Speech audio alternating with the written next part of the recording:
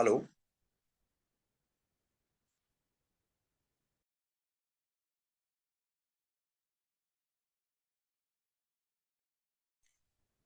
Hello. Good morning, all participants. Good morning, sir. Yes, good morning, Siddiqui sir, Dr. Siddiqui sir. Good morning. Very good morning, sir. Very good morning. I'm very much here. Okay, sir. Whenever Can you we wish, start? you can start. Can we start, sir?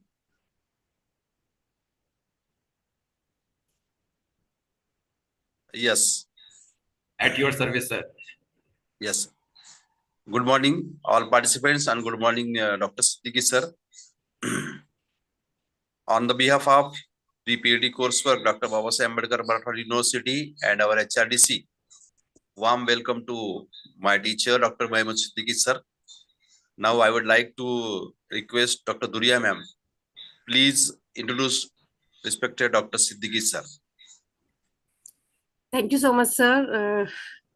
You just called me doctor. I'm delighted to hear this. I'm waiting for this moment, sir. Thank you very much. Good morning to everyone present here. Sir's introduction is a very long process. If I'm going to read each and every point, sir, pardon me. I will brief your introduction because we want to hear you more. Sir is holding present position as a senior professor in Department of Education and Training officer on special day duty, second in Maulana Azad National Urdu University, Hyderabad. Educational qualification of Siddiqui sir is MA in English, MA in Urdu, MEd, PhD in Education. Sir's administrative, academic, teaching experience and responsibilities, if we talk about in chronological order, so it will start from first point till 27 points. So I am reading few. He's as a registrar. He has worked. He's a dean of School of Education and Training of Maulana Azad National University, Hyderabad. Professor and dean of research and consultancy. Director of CPD UMT in Maulana Azad University, Hyderabad. Dean of student welfare and so on. Involvement with formulation of academic programs for the development of and promotion of Urdu language. He is involved in the framing of syllabi of D.Ed, B.Ed, M.Ed, M.Phil and PhD. He is also involved in 4-year integrated teacher education program. If we talk about his international academic exposure, so sir has worked as an examiner for IIUM, International Islamic University of Malaysia, honorary student counselor, Islamic Development Bank, IDBI, Jeddah, Saudi Arabia. Then his scholarly achievements, contribution to journals and books. He has edited 21 books, editor-in-chief for 4 books, research papers and scholarly journals, 53 articles, 33 conferences, 55 peer reviewer for journals, 3 journals, member of International Advisory Board, 2, and other key resources person as a 15. List of publications, if I talk about, so 21 books has been published, written by sir and has been published. Few are like Sociological Foundations of Education, Pedagogy of Mathematics, Philosophical Foundation of Education, Modern Simple Mathematics, Part 2, and so on. List of scholarly publications in recognized professional and academic journals. It's a long list, around 52 publications are there, sir. It's great. List of articles in popular magazines, newspaper, and total articles, 29 articles has been published. 29 national conferences sir has attended, 11 international conferences, sir's participation and contribution in national, international fora in the area of his academic and professional expertise.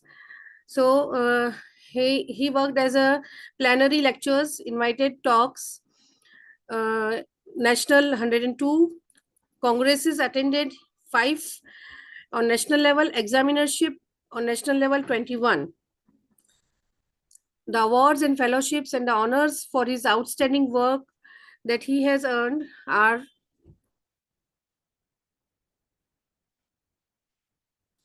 All India Ideal Teacher Association, awarded by AIIT New Delhi, Maulana Azad National Award, awarded by Maulana Azad, Chair Dr. BAM University Aurangabad and others, Unsung Hero Award 2022, awarded by Our Voice Inclusive USA, Misali Ustad Ideal Teacher Award 2022, awarded by Pasbane Adab Mumbai, Honoris Causa Doctor of Divinity awarded by Henry Martin Institute Hyderabad, Rashtriya Shiksha Ratan Samman 2023 awarded by Asian Research Foundation Shodh Prakashan, and Kafi Azmi National Award 2023, Viplavi Pustakalaya, Begusarai, Bihar. It's really commendable, sir. In too short period, I have described your achievements. Thank you so much for giving us your valuable time, sir. We are very eager to hear you, and हम आपका तहे दिल से इस्तकबाल करते हैं sir इस session में, और चाहते हैं कि आप आपके नॉलेज से हमें भी बहुत सारा ज्ञान दे और हमें रास्ता दिखाए कि हम हमारी जो मंजिल है, जो रिसर्च हम कंप्लीट करना चाह रहे हैं डॉक्टरेट की डिग्री के लिए, जो हम जद्दोजहद कर रहे हैं, वो जल्दी से जल्दी पूरी हो. Thank you so much, sir. Over to you, sir. Thank you very much. With the kind permission of the coordinator of the program, my esteemed friend, Dr. Suhas Pathak, I would like to start. Sir, do you permit me? Please, sir. Okay, sir. Thank you, sir. Thank you so much. So, Honorable Coordinator, Dr. Suhas Pathak, sir, and all the dear delegates, research scholars and participants. Indeed, it's a great pleasure for me to be here this morning with all of you in a very important workshop titled Research Methodology Workshop. Though all the universities and their academic staff colleges, now called as Pandit Madan Mohan Malviya Teachers Training Centers, they do conduct such workshops. But I know very well that if the coordinator changes, then there is a change with the coordinator. So as Dr. Suhas Pathak is personally known to me, I am really the admirer of his discipline, his knowledge, his experience, and above all, his passion for teaching, learning, and research. So accordingly, as is the coordinator, so will the workshop. So I'm sure that you all might be enjoying this workshop very well.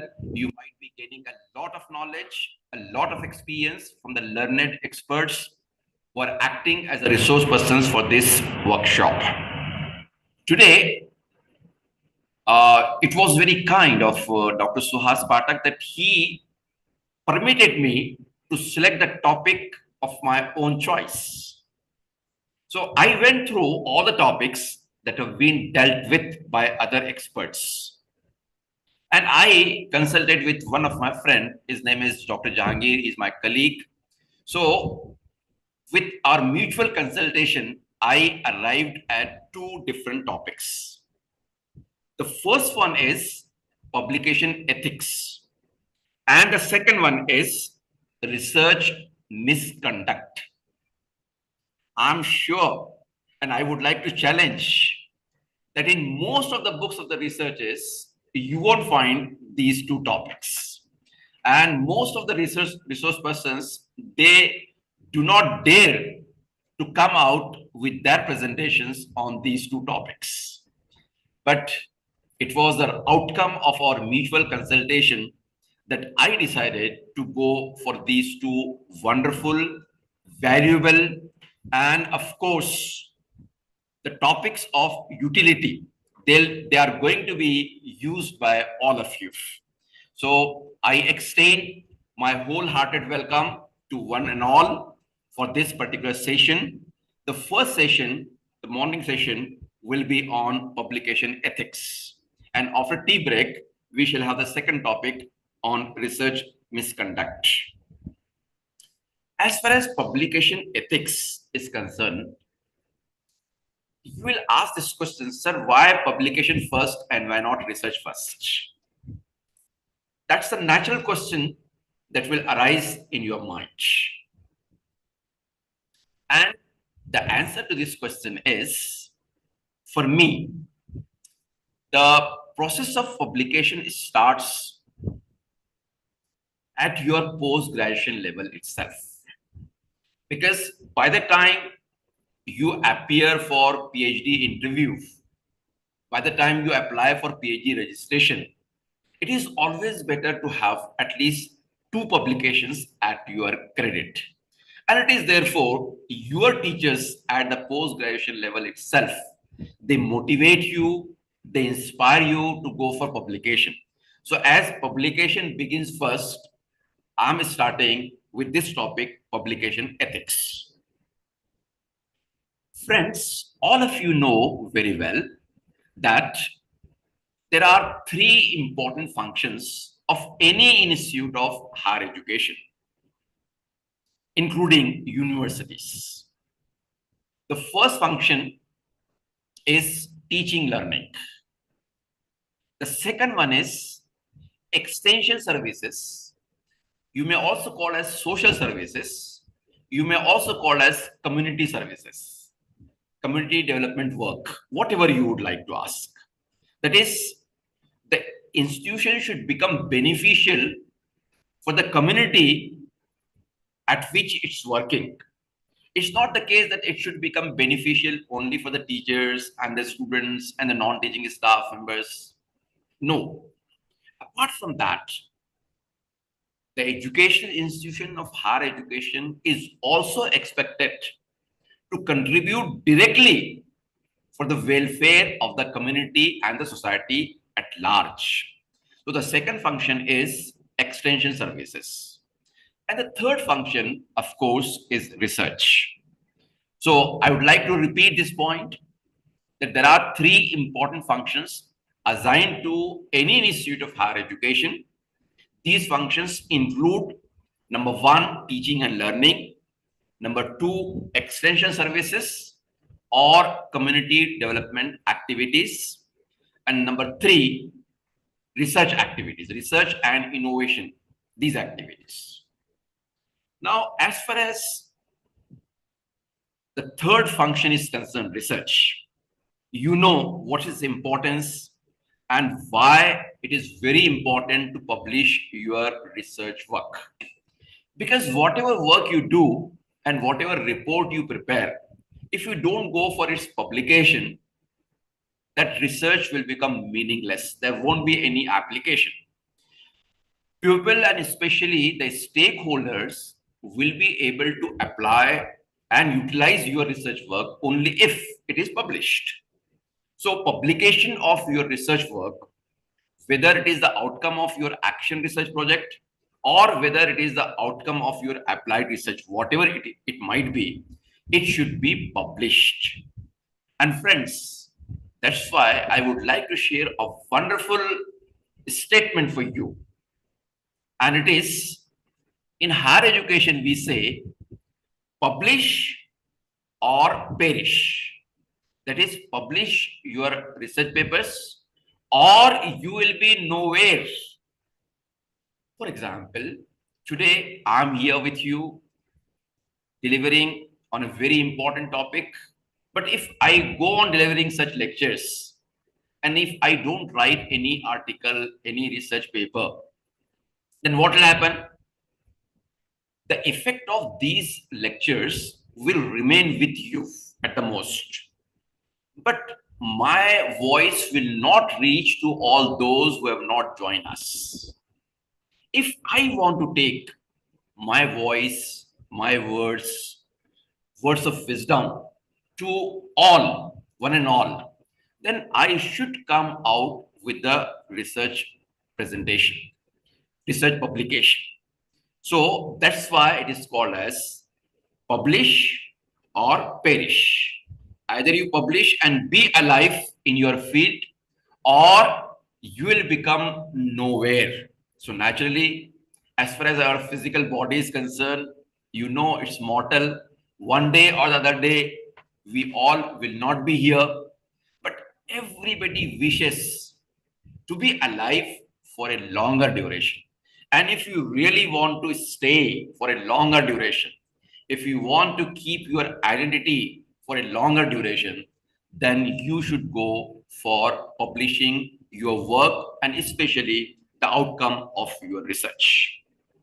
Now, when we say that publication has got a lot of importance, then people start publishing their paper and their research work. And while doing so, they are in so hurry that many times they do not take care of the principles of ethics of publication. And it is therefore today we have selected this wonderful topic, publication ethics. That is how to maintain the integrity and credibility in our publications. So it's very, very important because sometimes unknowingly, if somebody commits a mistake, if some researcher indulges himself or herself into such blunder, then the system is not going to forgive that research scholar. Now the system has become so transparent. The technology is aiding us, is helping us in such a way that even if somebody commits a mistake unknowingly, that mistake will be pointed out and there will be a plot in the name of that scholar. And it is therefore, friends, I'm here with publication ethics. Now, the key principles and guidelines to ensure transparency, fairness, and accountability, I wish to share with you all such key points. So, here comes the first slide. It's importance of publication ethics. I won't go into the depth of each and every point. You all are matured enough to understand, even if I just give a hint. See, working with such wonderful group under the leadership of a very dynamic leader like Dr. Suhas Patak, the leisure that the presenter enjoys, the luxury that the presenter enjoys is he can simply highlight the points. And those points become self-explanatory for all the audience because they are mature enough to understand the detail of each and every point. So the first point is integrity of research. There should be integrity in the attitude of the research scholar. You know very well what's the meaning of integrity. I hope there is no need of opening such points. You should be honest and you should have strong moral principles. You should follow all those strong moral principles while performing your research work. If you do so, then we say that there is integrity of research. The second point is fairness in academia. That is treating people equally or according to rules. See, whosoever he or she might be, a research scholar is supposed to treat all of them equally based on their merits. And this becomes very special and crucial point as far as researchers in social sciences are concerned, because there is every possibility of getting what is called as subjectivity, indulging into subjectivity in the researches in social sciences. So you need to be very much conscious while dealing with the research work. There should be fairness in academia. You should treat them, all of them, equally. If there is some primary source, then one primary source and the second primary source, both should be given due weight. You cannot say that this is the primary source, but I would like to refer to this and I won't refer the second one because the first one favors my opinion. No, you need to give due weight to both of them and then you need to draw conclusions accordingly. The third point is accountability and responsibility. There should be what is called as a willingness in the researchers to accept responsibility. You can't say that I did whatever my guide has given me the guidance. No. For your research work, you are only responsible. So you need to accept the responsibility of your work. You cannot discredit to your guide or to your department or to the university or to somebody else that because of somebody's pressure, I have written this and my intention was not like that and all these things. You need to uh, you need to be willing to accept the responsibility of your work. And the fourth point is advancement of knowledge. Unfortunately, this point has become very, very crucial in our Indian scenario. Why? Because as far as PhD program is concerned, a lot of scholars are receiving PhD degrees from various universities.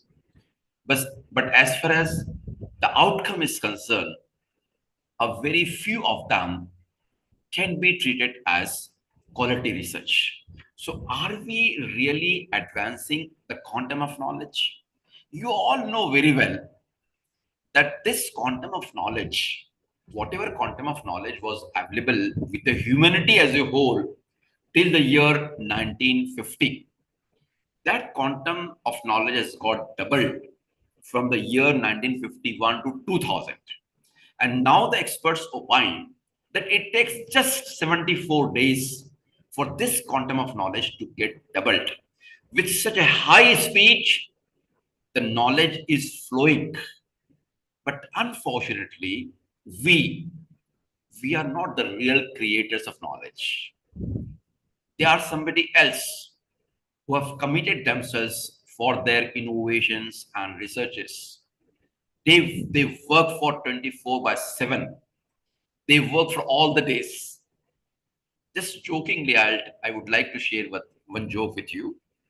It is an incident that happened in America. One of the scholars from India, he joined one of the universities in America, and incidentally, his guide happened to be Mr. Suzuki, one from Japan.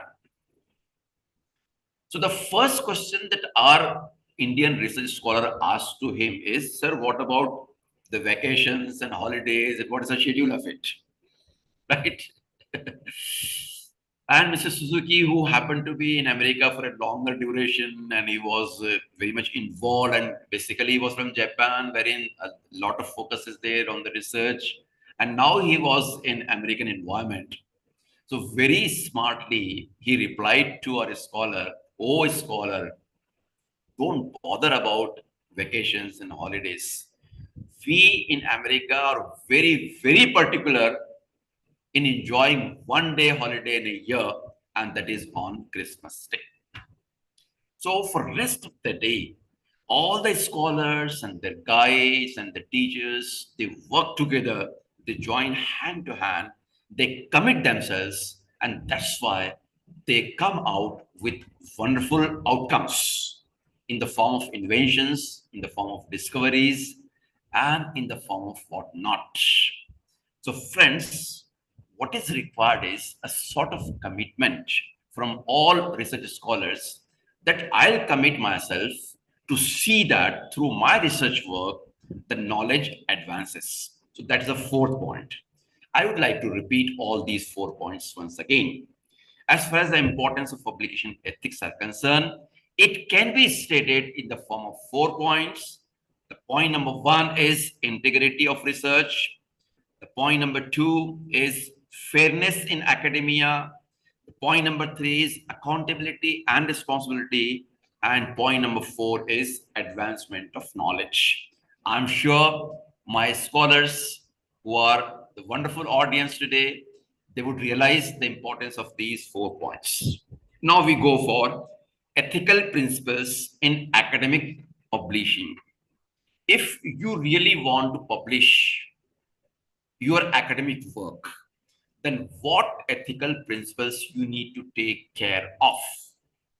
See, in the beginning only, if we understand this, then there is every possibility that we may refrain ourselves from committing any mistake, any error, any blunder in our research work, and especially when it comes to its publication. The first point is honesty and integrity. The first principle, the first ethical principle in academic publishing is honesty and integrity. You know very well, and I would like to share a beautiful quotation with you. And it goes like this, into inverted commas. Honesty is the first chapter of Book of Wisdom. I'd like to repeat. Honesty is the first chapter of Book of Wisdom. What does it mean?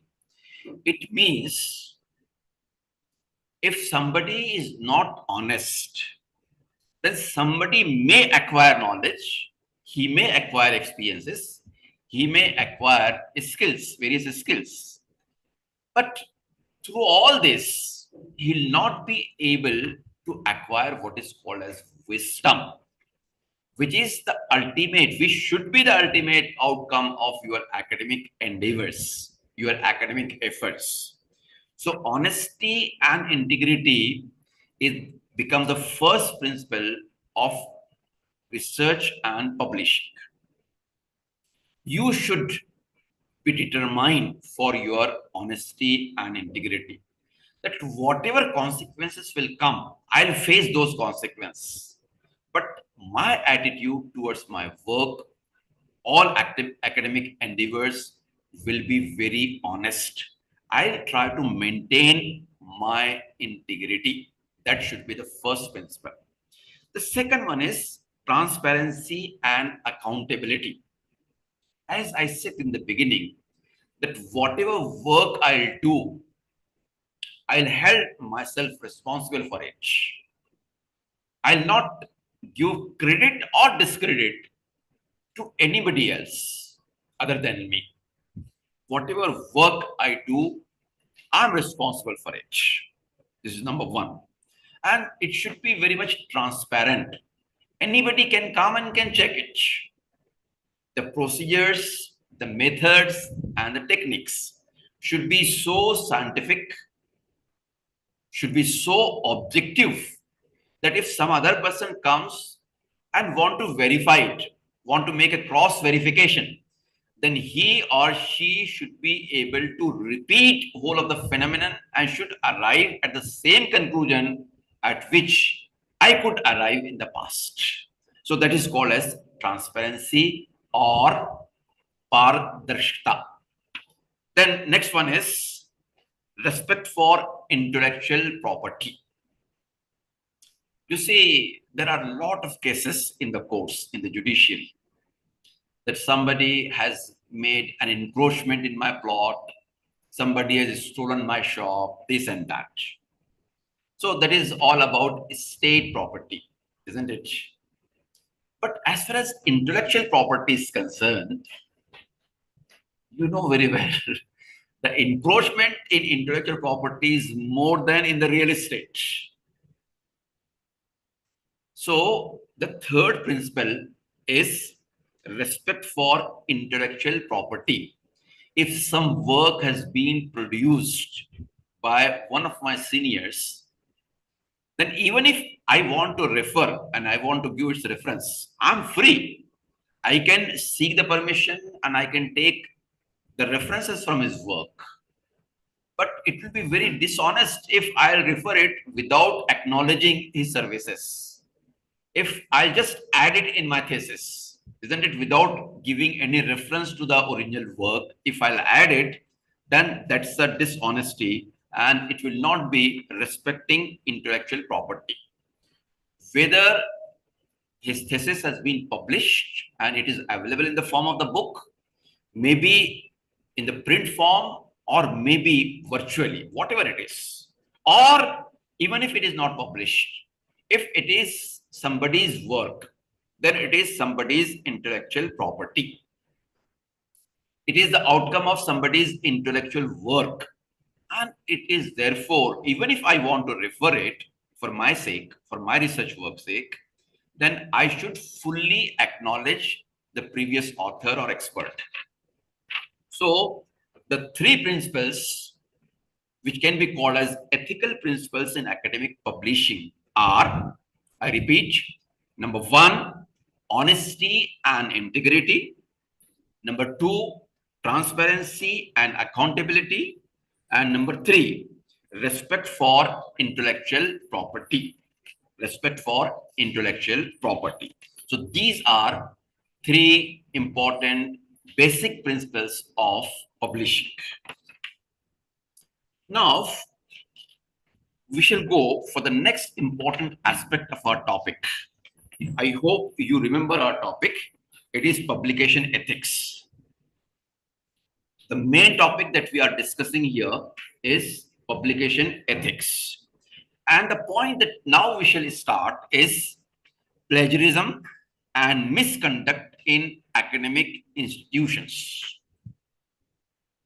You know very well that because of the prevailing situation throughout the length and breadth of the country, it is UGC which has come out with wonderful guidelines.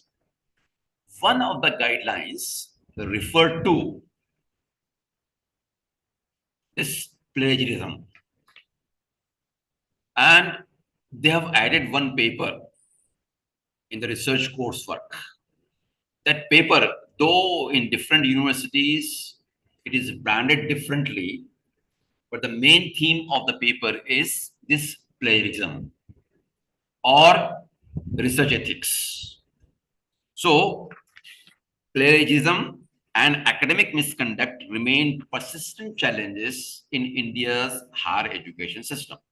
I don't say that in other countries people do not cheat. They might or they may not. I don't know about them. And I'm not concerned about them. I'm not worried about them. I'm worried about my own country because I belong to this country. So naturally, my desire will be to ensure that such malpractices are not committed, at least by our research scholars. So, falsifying the data and engaging in unethical publication practices are widely reported across our universities. Inadequate research integrity policies, for having not very strict enforcement, and a culture that sometimes tolerates such bad practices have continued these issues. These issues of malpractices in research are continued because either we do not have very strict rules or we are loose in implementing. So we should, of course, I'm not in favor that the research scholars should be kept bound with all so many rules and regulations and rigidities. No. There should be a minimum level that should be maintained. What we call it in terms of National Education Policy 2020, light but tight. So whatever minimum levels are concerned, those minimum levels are to be maintained very strictly. Then we come to the next point. It is predatory journals and conferences in India. You will be surprised to note that there are certain journals which are called as predatory. Those who belong to the subject like biology and especially zoology, they might be well aware with this term. The term refers to living by killing other animals or living by eating other animals. You are surviving based on killing somebody. You murder somebody else and you take boost for your life. That is called as predatory.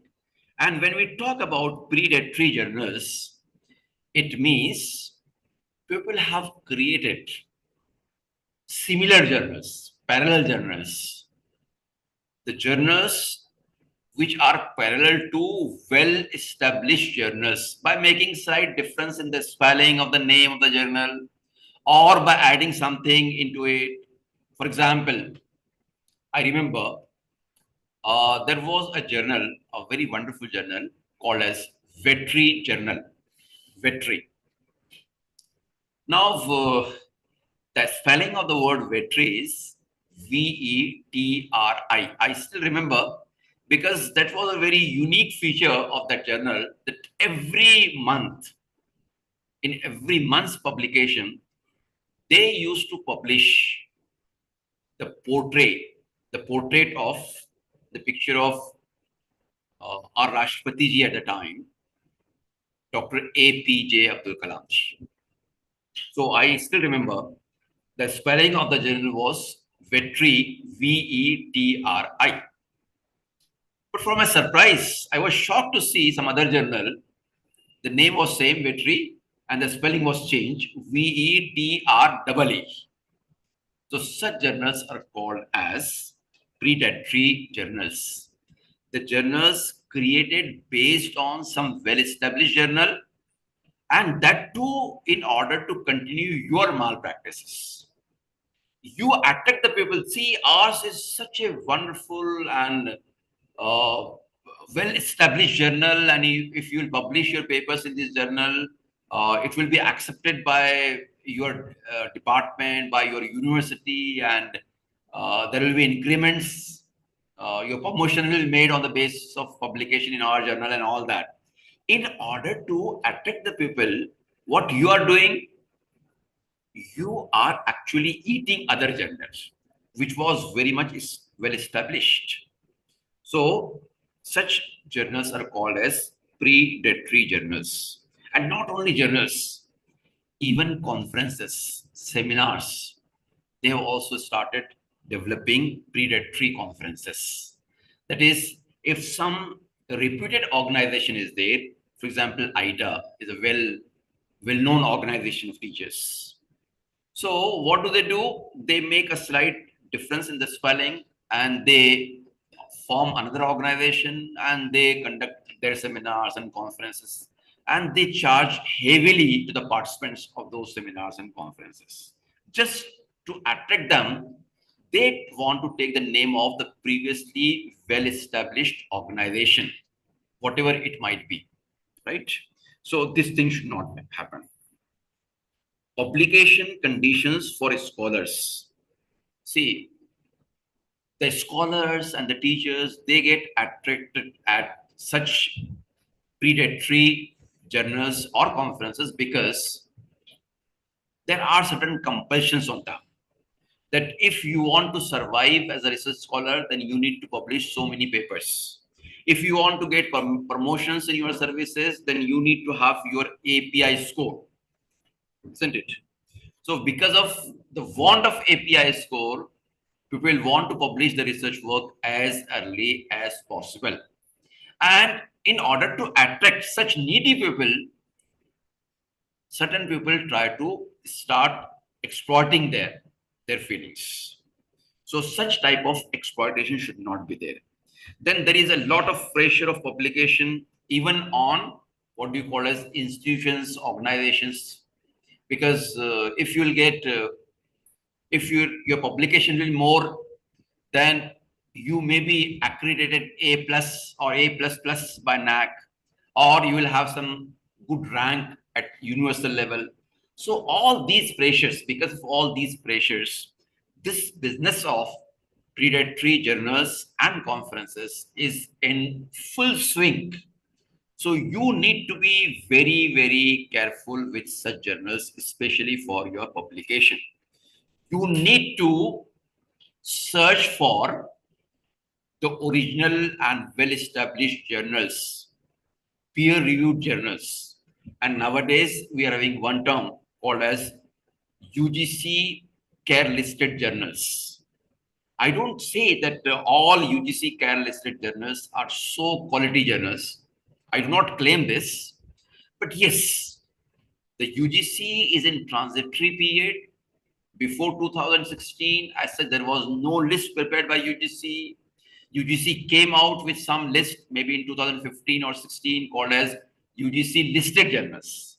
And now in 2018-19, they have switched to UGC care listed journals. And still, this process is in transitory period. So I don't claim that all the journals listed in UGC care list might be very quality journals.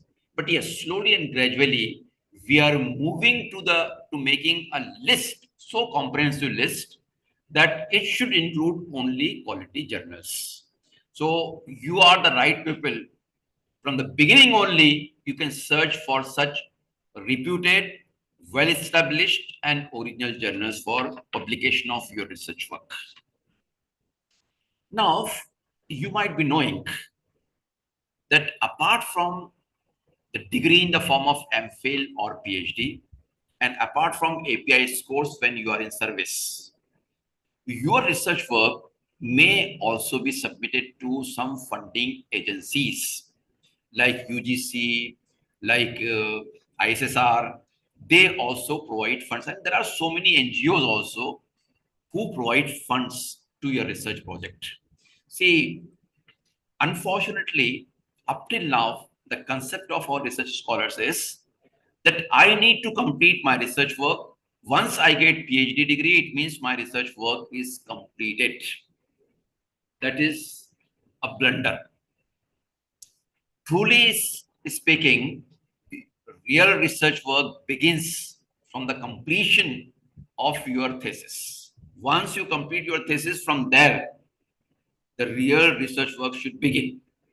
Because whatever work you have done in the form of your PhD thesis, so many rigidities and formalities and rules and regulations, and you are not able to produce your original research work for your PhD thesis. And it is therefore, you need to be very, very careful to see that you really indulge into the real romance with the research work after completion of your PhD work. So the institutions also require such research projects. And those teachers who could not complete any research project, they are not supposed to be the real contributor for their respective institutions. So there is a very important role that these funding agencies can play in maintaining research ethics. So now we are trying to focus upon role of funding agencies and institutions in promoting publication ethics. As far as this role is concerned, it can be divided into many phases. And the important phases are, number one, funding guidelines. These guidelines can be made available before the scholar indulges himself into a research project.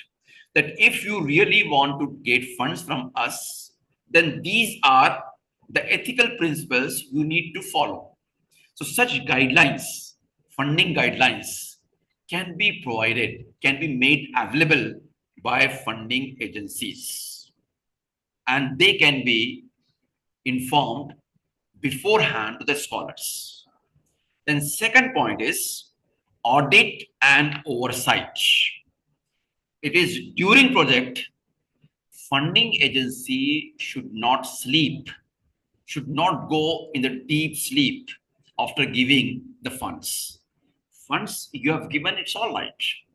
Whether the scholars are working on the right track or not. That's your responsibility to see, to monitor your research project. So audit and oversight during your research work. Then capacity building. Before you go for monitoring the research project, you need to go for the and undertake activities related with capacity building of the scholars. So you may arrange some training program, some seminars, some conferences in order to ensure capacity building of the scholars. You see, if a scholar comes to you as a funding agency, and if, as far as the paper qualification is concerned, if he or she fulfills that paper qualification, it does not mean that the scholar is competent enough to take any research project. No. Whatever methods and techniques he has learned during his, say, PhD coursework or before that at PG level, that's not enough to enable him to perform any sort of research project. So for that purpose, you need to make capacity building programs. And then the fourth point here is incentives and rewards. See, if somebody completes a research project, if somebody completes the research work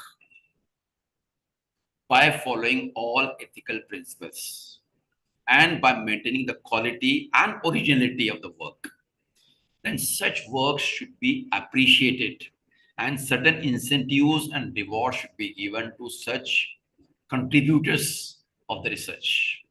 Because if you will start awarding such people, the other people will also get inspiration. They'll be motivated to undergo for their own research work to maintain ethical principles and to maintain the research ethics.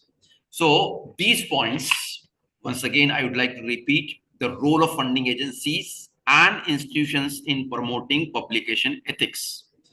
Number one is funding guidelines. They should come out, the funding agencies should come out with concrete guidelines in the beginning itself. Number two, there should be audit and oversight and monitoring during the research project work is going on. The third one is the funding agencies need to organize what is called as capacity building programs of the research scholars.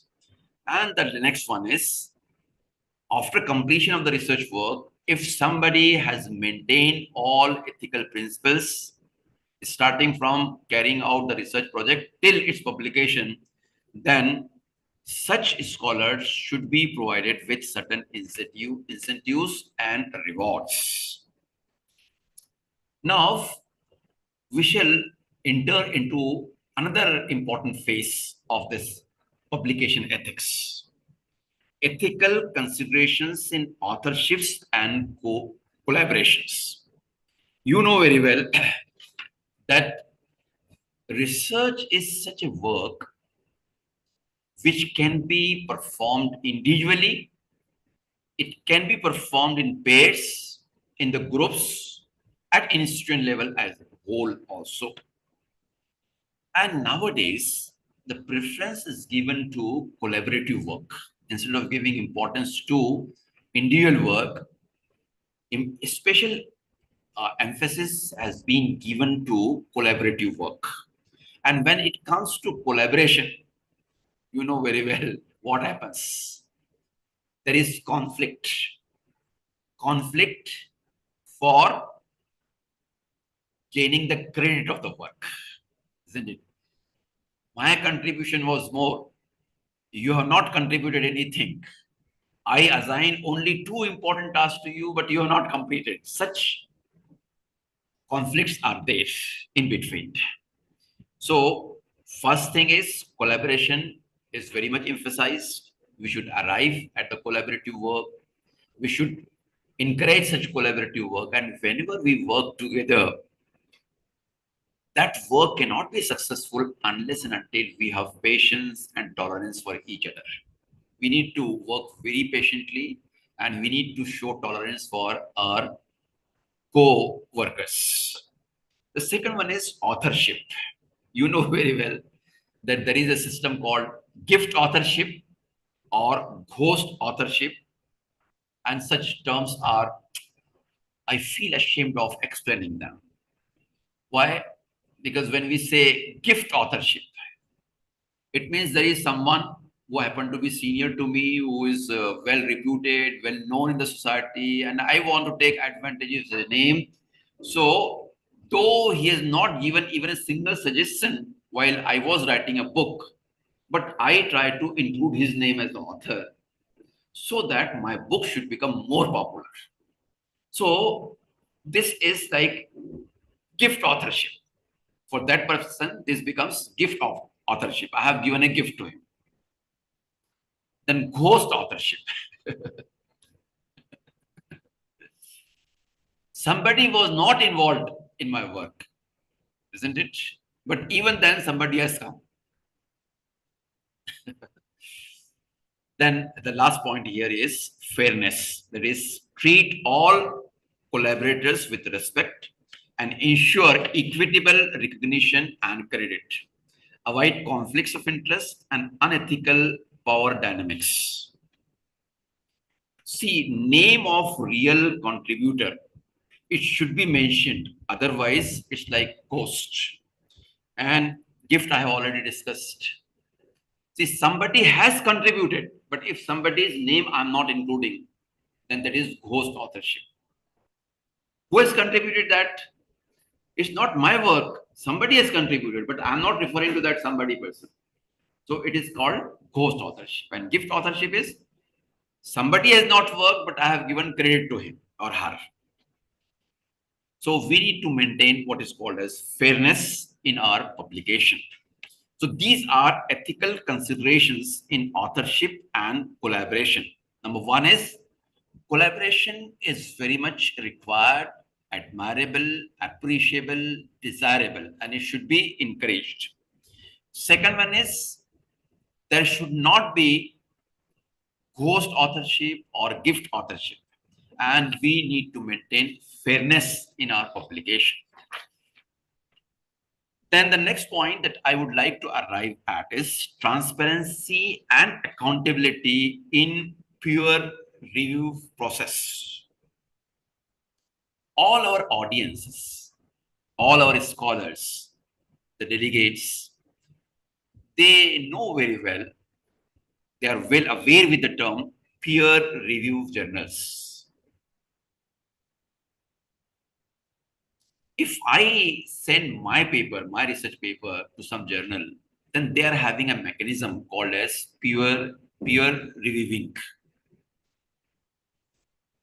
If I'm a teacher, some other senior teachers are there in that panel, and they do not publish, they do not allow to publish my paper without reviewing, without any making scrutiny of it. They scrutinize my paper, they evaluate my paper from all angles, point of view, and if it is worth publication, then only they include for publication. So that is called as peer reviewing. Now, there is need of transparency and accountability in the peer reviewing process. Why? Because howsoever good system it might be, peer reviewing system is wonderful system. We have imported it.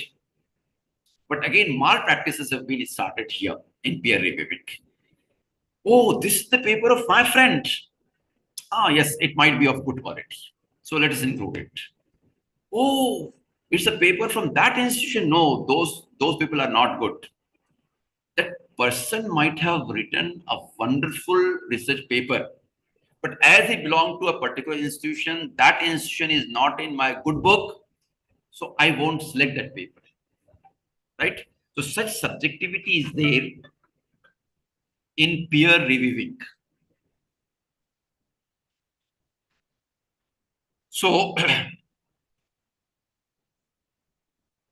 the identity of the peer reviewers should not be disclosed. There is no need of disclosing the identity. If the reviewers want to contact the author individually, then as a team, they can contact as a team without disclosing their identity. Mr. So-and-so, we are in receipt of your research paper. These are the good points of your research paper. These are the points we are not able to understand.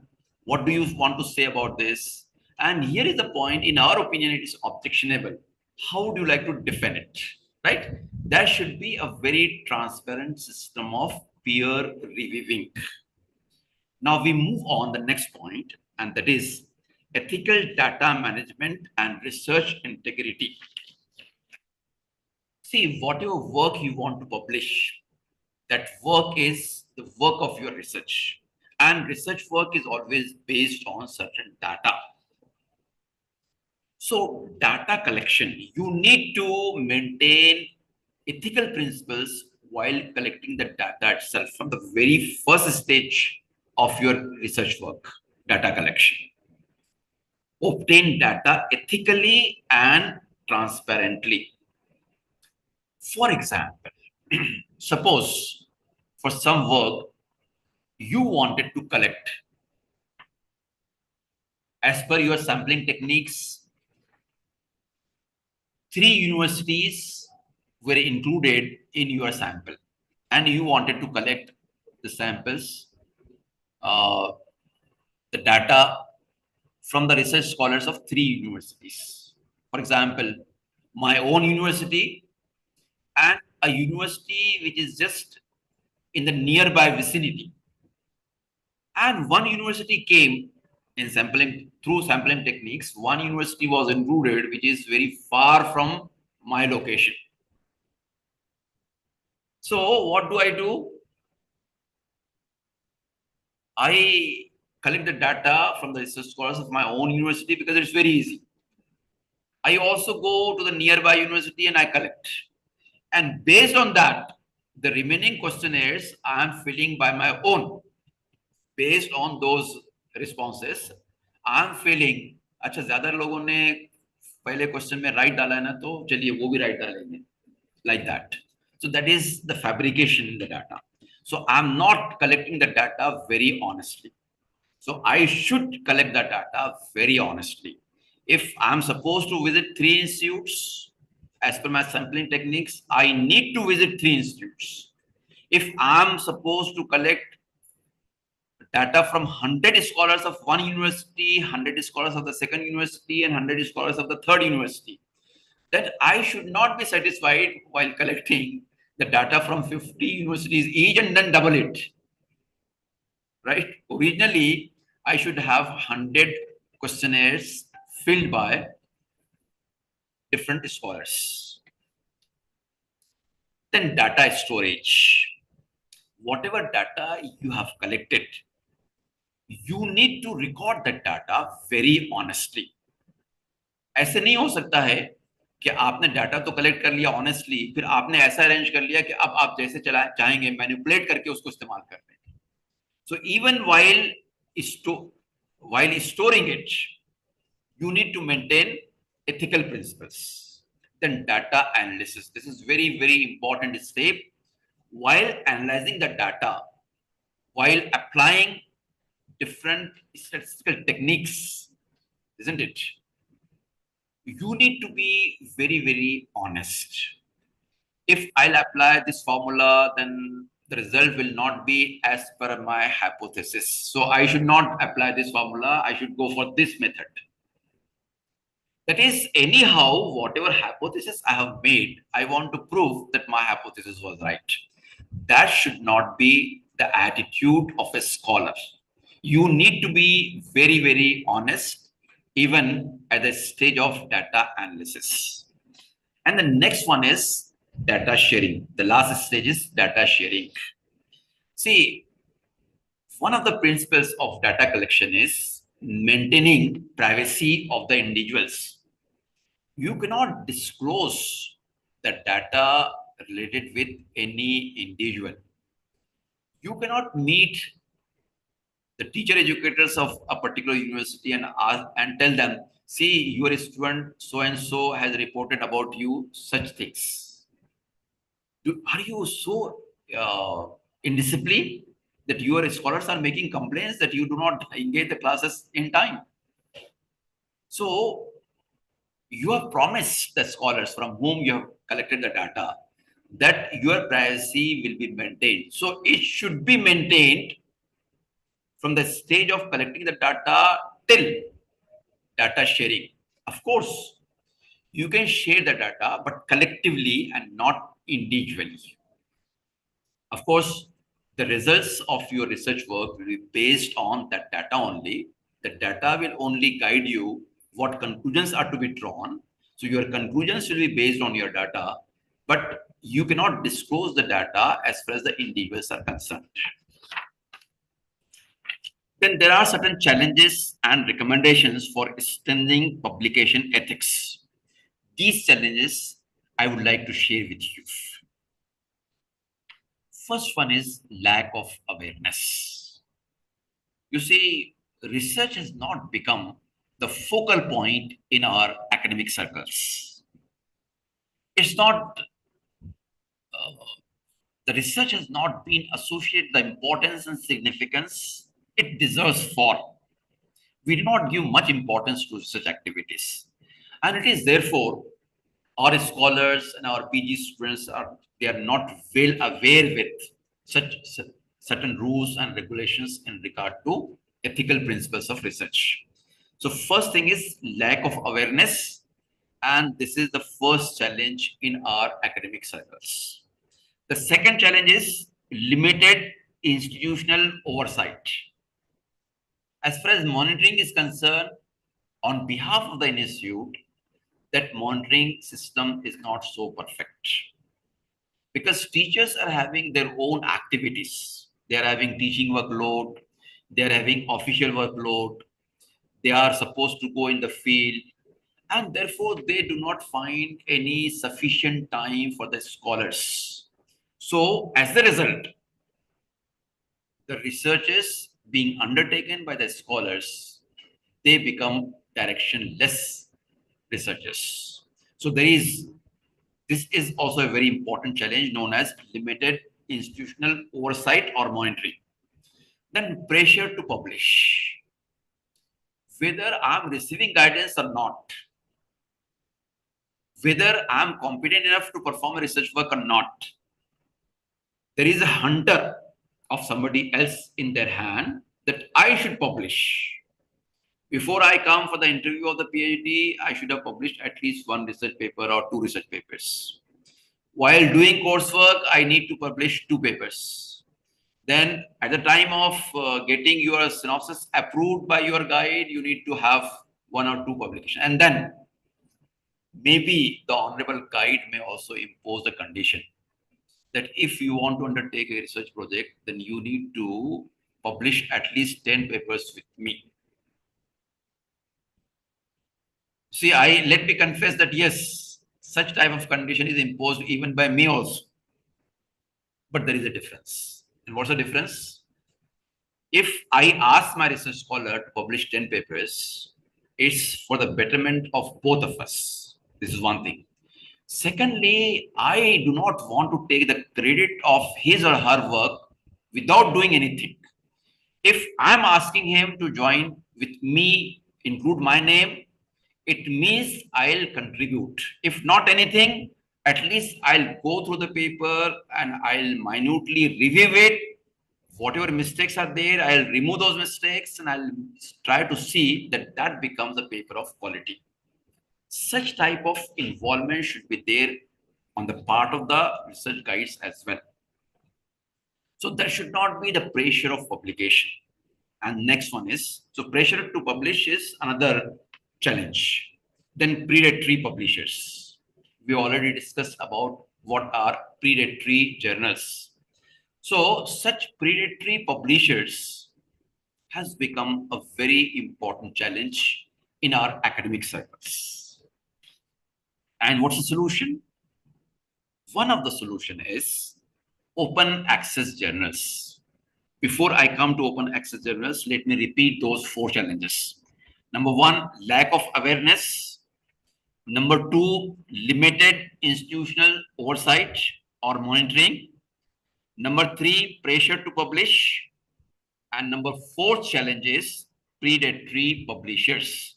Such publishers try to attract and they try to exploit our scholars and teachers as well. And one of the concrete solution to such challenges is going to publish in open access journals. Now, you all know very well what's the meaning of open access journals. The journals which are virtually available, which are available online. Anytime you can access to those journals. They are free. Most of the times they are free, but sometimes certain journals, they charge the fee as well to refer them. So we are talking about open access journals, the journals which are open for all, right? Nowadays, it has become a preferred choice. They help in disseminate the work widely and quickly. See, prior to this provision of open access journals, the journals were available in the print form. And there were long queues. If I want to publish my paper, I need to wait for 2 years, 3 years, 4 years. And here, maybe in order to undergo with a promotional activity, promotional phase, I need to publish. There is a pressure on me, but those journals were not allowing me. Now, open access journals, they're helping me to disseminate the work widely and quickly. In the shorter period of time, they can make my research paper available to all the global community. The next is it eliminates financial barriers. As such, there should not be any fee. See, I'm very, very particular in using the terms. As such, once we say open access journals, so there should not be formally any fee. But this is what the ideal situation is. Practically, what's the situation? We all know very well. Even for open access journals, they charge a lot. Then rapid exchange of ideas and foster collaboration. It enhances the collaboration among the academicians, and it accelerates the progress of inquiry, the progress of research. The research and innovation gets acceleration because of open access journals. Now, you all might have heard about UGC CARE listed journals. In the beginning also, I tried to introduce this, that maybe from the year 2015 or so, the UGC has come out with a list, a very comprehensive list. The institutions of higher education, including central universities and the state universities and the institutions of repute, they were requested to recommend their journals or other journals to be included in UGC lists. And many such journals were listed, and that list was UGC listed journals. It was a list of UGC listed journals. But then we all know very well, many exploiters, they made an encroachment in that list. They tried to include their papers for their vested interest. And they used to charge heavily to the contributors. And it is therefore that list was discarded by UGC, and UGC came out with another list, and that is called as UGC CARE listed journals. You know this, what are UGC CARE listed journals? The journals which are enlisted in a particular list prepared by UGC itself, maybe based on the recommendations of educational institutions. But then, by evaluating who is the publisher, what is the reviewing system, whether that reviewing system is honest or not, whether the journal is published periodically with a discipline or not. All those criteria UGC applied, and they made a list based on those criteria points. Then UGC care list verification process is there. It's not that once your journal has been included in UGC care list, so it will remain there forever. No, that's not the point. They always go on verification, whether the journal is maintaining quality, whether there is a strict peer reviewing system or not, whether the collaborative work is being promoted or not, whether the quality is being maintained or not. All such questions they go on asking, and accordingly, they go on adding the journals and they go on eliminating from their list. Then staying updated on UGC care listed journals. Before I come to staying updated, I should deal with benefits of publishing in UGC care listed journals. Once my paper is published in UGC care listed journals, it means my research work has been acknowledged. People will start considering my research work to be the work of quality. Why? Because it has been associated, it has been published in UGC care listed journals. Such is the importance of publishing in UGC care listed journals. Then you need to be updated in this regard. Any journal which claims to be UGC care listed journal may be really UGC care listed journal, or it may not be. So you need to cross verify it. You need to go online. You need to go to the UGC website. You need to verify it, that whether this journal is there or not. Or even if some journal was there last year, it is not necessary that this year it also might be there in the same UGC care list. No. They might have eliminated it because they could not maintain its quality. So I need to update myself in this regard. Then whatever is the role of UGC care listed journals at national level, at international level, at global level, there comes what is called as Scopus index journals. They were basically started for publishing innovations and researches in sciences and technologies. But slowly and gradually, you will find that there is increase in Scopus index journals. Now, across the disciplines and across the subjects, they are trying to include all the journals in their list. This is actually a site score for the current year.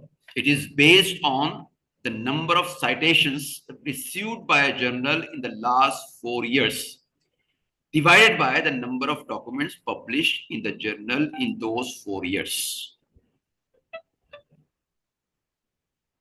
See, there is a formula as far as site score is concerned. There is a formula how to find out the, the real worth of that journal. So this is the formula. I have just narrated it. I'll just repeat. Site score for the current year is based on the number of citations received by a journal in the last 4 years, divided by the number of documents published in the journal in those 4 years. That's the formula with the help of which an Scopus index journals is known. Then there are SDR journals for scientific prestige. There are some other journals like SNP. These are the formulas in order to find out its worth. Then you also come across with Google Scholar Index journals. You know very well that Google search not only helps us in collecting the data and referring to various research works, especially thesis, but Google Scholar Index journal, this journal helps in publishing our papers, and it has got its own global value. Then understanding impact factor. You know very well that impact factor is based on the number of references the articles have been referred by other scholars. whatever your research paper you have contributed, if that paper is referred by other scholars so many times, then there is high impact factor. So there are other terms like H index, then higher H index. So all these are to calculate the impact factor. How your paper and your journal is going to have impact on other researchers. That's the main theme. Then we know the formula for calculating G index, highly cited publications, then median citation count, and G index calculation. There are particular formulas. I will not go into the depth of all these formulas because they need to be studied individually by the scholars. So all these things plus the Committee on Publication Ethics, COPE, COPEE. One committee has been introduced as COPE, the Committee on Publication Ethics. It's a global non-profit organization. It gives guidelines how to maintain research ethics and publication ethics. Then there are certain core principles followed by this committee. Then guidance and resources are available. And then membership and involvement. This committee also involved other research scholars as well. So in conclusion, what I want to highlight here is that you need to be very, very careful as a research scholar. You need not to wait for some good time to publish your work. Even if you are a postgraduate student or you are, say, research scholar and you are doing your coursework, then you start publishing your outputs. Whatever research outcome is there, you start publishing it. Because whatever research paper I write, if I do not publish it, how will I come to know whether it's a quality work or not? Once I go for publication, naturally the journal will decide. Through peer reviewing, the journal will decide whether my paper is worth publication or not. So I need to go for embracing open access. Then I need to go for UGC care-listed journals, and I need to go for the journals which are globally known and they have made their own reputation. See, friends, as long as you do not indulge into this romance of publication, you will feel that publication is very, very difficult. But once you fall in love with publication, you will find that slowly and gradually, whatever limitations you feel, you will come out of those limitations. You will try to overcome those limitations. You will try to understand what are the principles that you should maintain, ethical principles that you should maintain for publication. And slowly and gradually, you'll become so habitual of it that it will become a romance, a love for you. And this is what it is required. So those who are interested in their publication, they need not wait for some good time to come and then only they'll publish. They need not wait for their research projects to be completed, the research work to be completed, for the award of the degrees and all that. It's during the process that you need to learn the research ethics while publishing them, because the publication is the best way to improve the quality. If today you are not able to maintain the quality, maybe slowly and gradually by writing such research papers, maybe by publishing the outcome of your action research projects, slowly and gradually you will try to improve the quality.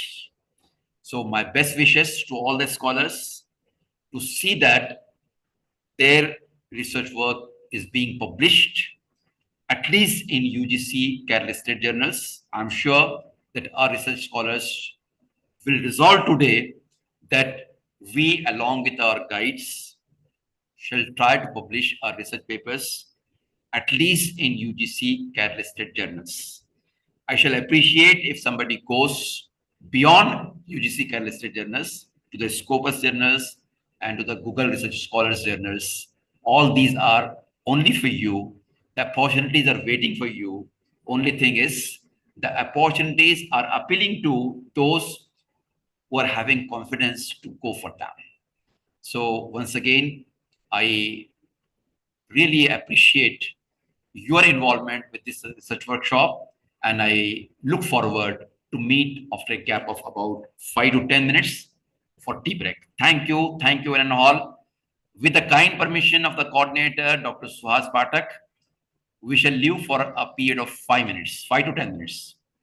Sir, Dr. Suhas Patak, sir, are you available? Yes, sir. Yes. So shall we Yes. have a gap of about 10 minutes? Definitely, sir. No problem. Yes. Thank you, sir. Thank you. Thank you so much. Thank you, sir. Thank you very much. Nice session, sir. This is very nice session.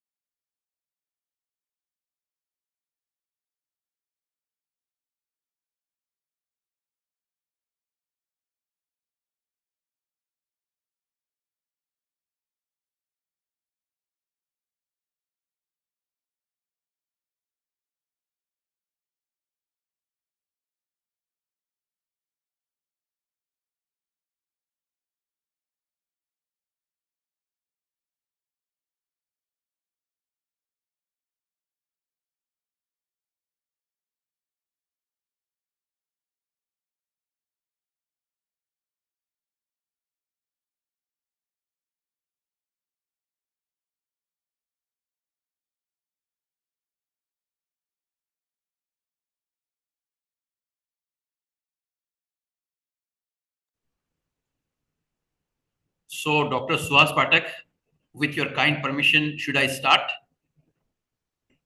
Yes, sir. Thank you so much, sir. So, dear friends, I'm sure that you might have refreshed yourself by having a hot cup of tea in this hot season. uh, Here we start with the second important aspect of today's interaction, and that is research misconduct. I'm sure that this August gathering knows very well the depth of the word conduct. On our TCs, transfer certificates or living certificates, there is column conduct, and there they write good. So either good conduct or bad conduct. We are well aware with this concept. So conduct refers to our behavior. And here we are saying research misconduct. A conduct or a behavior that's not desirable for the research activities. That is nothing but research misconduct. I repeat, the behavior that's not desirable for a very important and significant activity called research. That behavior is called as research misconduct. We know very well that every professional is supposed to follow a code of conduct. He or she has to follow certain ethical principles in order to lead his professional life or her professional life. So is the case with the researchers. Even the researchers, they need to treat themselves to be like professionals. So conduct which is not acceptable by the society, the conduct which is not acceptable by other stakeholders, that is nothing but misconduct of research. So the research misconduct is a growing concern in our country, with incidents of falsification, fabrication, and plagiarism that's threatening the integrity of scientific research. Understanding the nature and impact of these unethical practices is crucial for maintaining the credibility of research in our country. When we say falsification, it means it can be forgery, it can be fabrication, it can be alteration, it can be changing in our own desires, it can be distortion of knowledge, it can be manipulation, it can be tampering, it can be corruption, and it can be misrepresented. All these processes, there is an umbrella word for all these processes, and that is nothing but falsification. So falsification is the main theme of research misconduct. In this session, again, I would like to extend my wholehearted welcome to all the scholars, and we shall try to discuss this beautiful aspect of our research, though the term refers to negativity. It is research misconduct, means it's a negative term. But the outcome of this discussion will be very, very positive, because it will help us to save our conduct from such type of activities pertaining to research misconduct. The first point is falsification of research data. You know very well that our research is based on the data that we collect with the reliable tools. We are having authentic tools with the help of which we try to collect the data. Now, starting from collection of data till drawing out of the conclusions with the help of the analysis of that data. We know very well, we already discussed this point, that what is needed is integrity and honesty on the part of research scholars. So there are possibility of getting involved into falsification. Falsification involves the manipulation or selective reporting of research data to support a desired conclusion. See, I want to draw one conclusion out of my research work. For that purpose, this data is helping me, so I should take this data. That data is not helping, the results are not desirable, and therefore I should neglect that data. This should not be the attitude, otherwise this is called as falsification of data. Then this can include omitting unfavorable results or altering data points or fabricating entire database, data sets. See, sometimes certain results are omitted by the scholars. Why? Because they do not favor the general theories, well-established theories. All others they accept one theory, and if my results are beyond that theory or say just opposite to that theory, well-established theory, then I do not want to dare to come out with that conclusion. This thing should not happen. I would like to give one example, beautiful example. It is an example of, Galileo.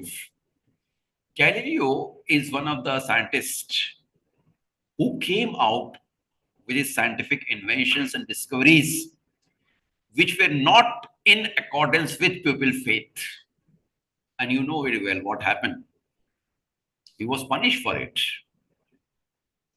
So people were not ready to accept his conclusions because they were against their faith.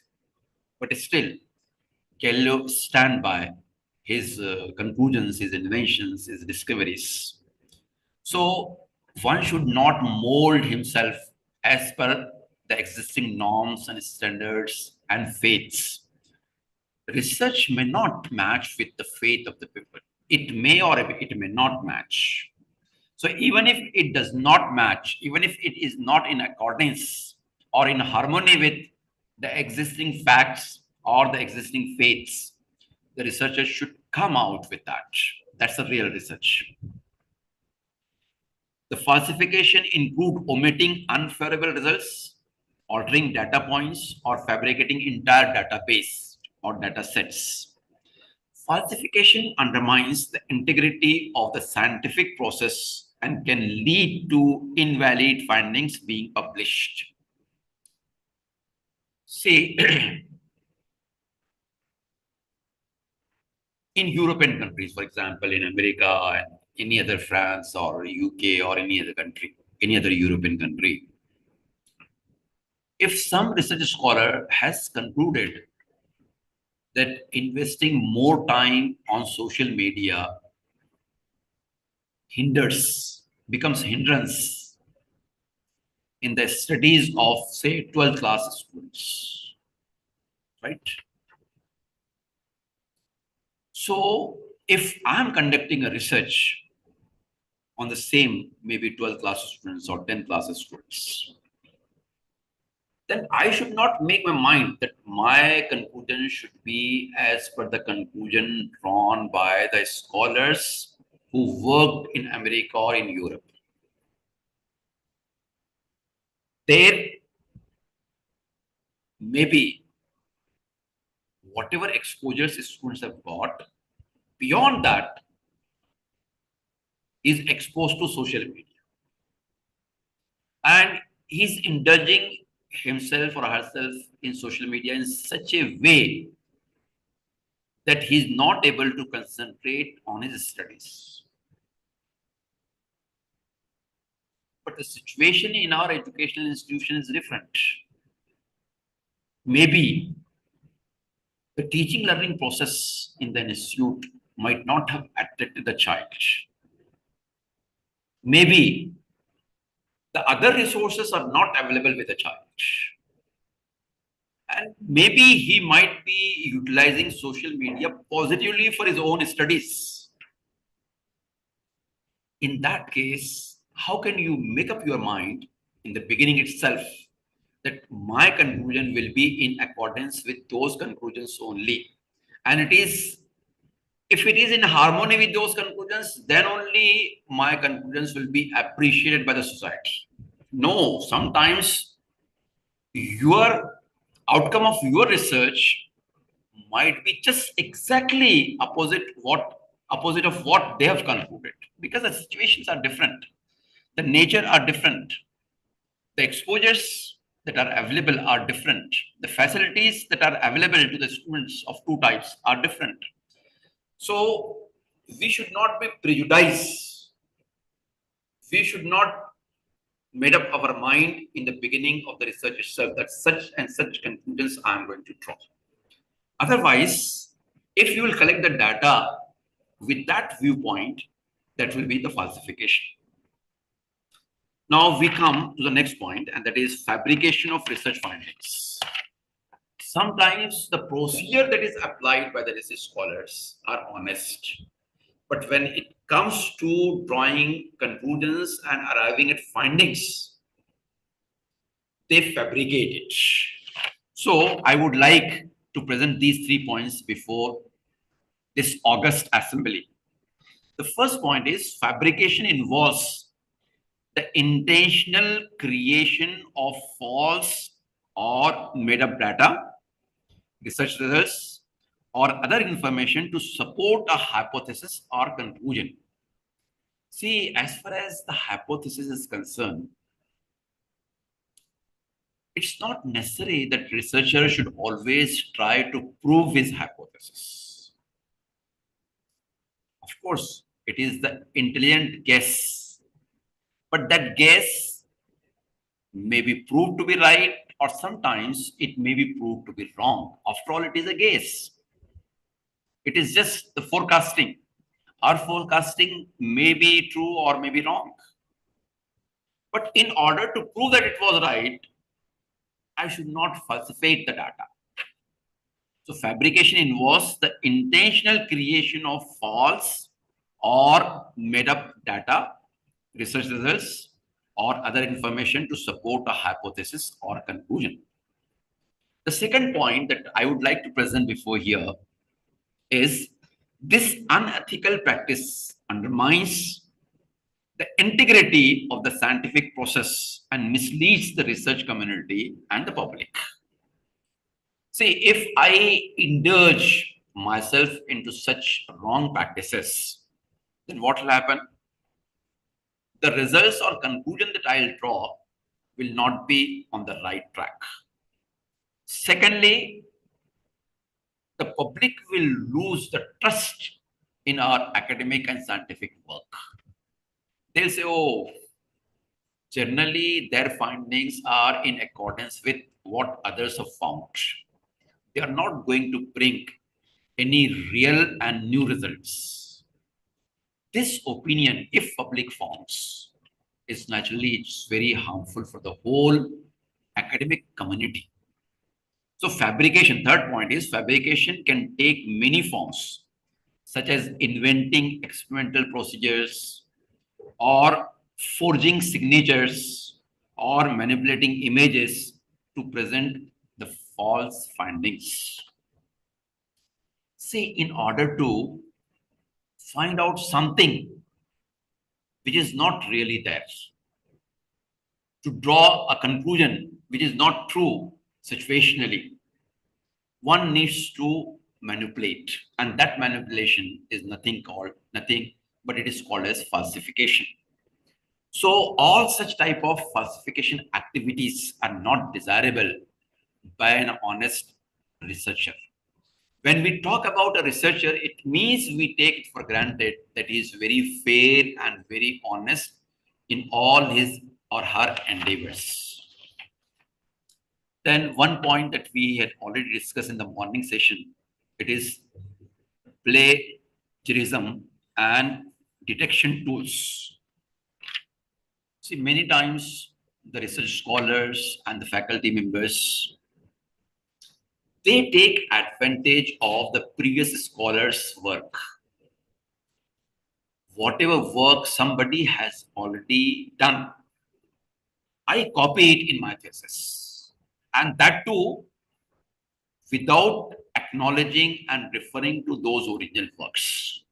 So that is called as plagiarism. And that activity of plagiarism is to be, we should keep ourselves away from such activities of plagiarism. Now, there are some certain tools.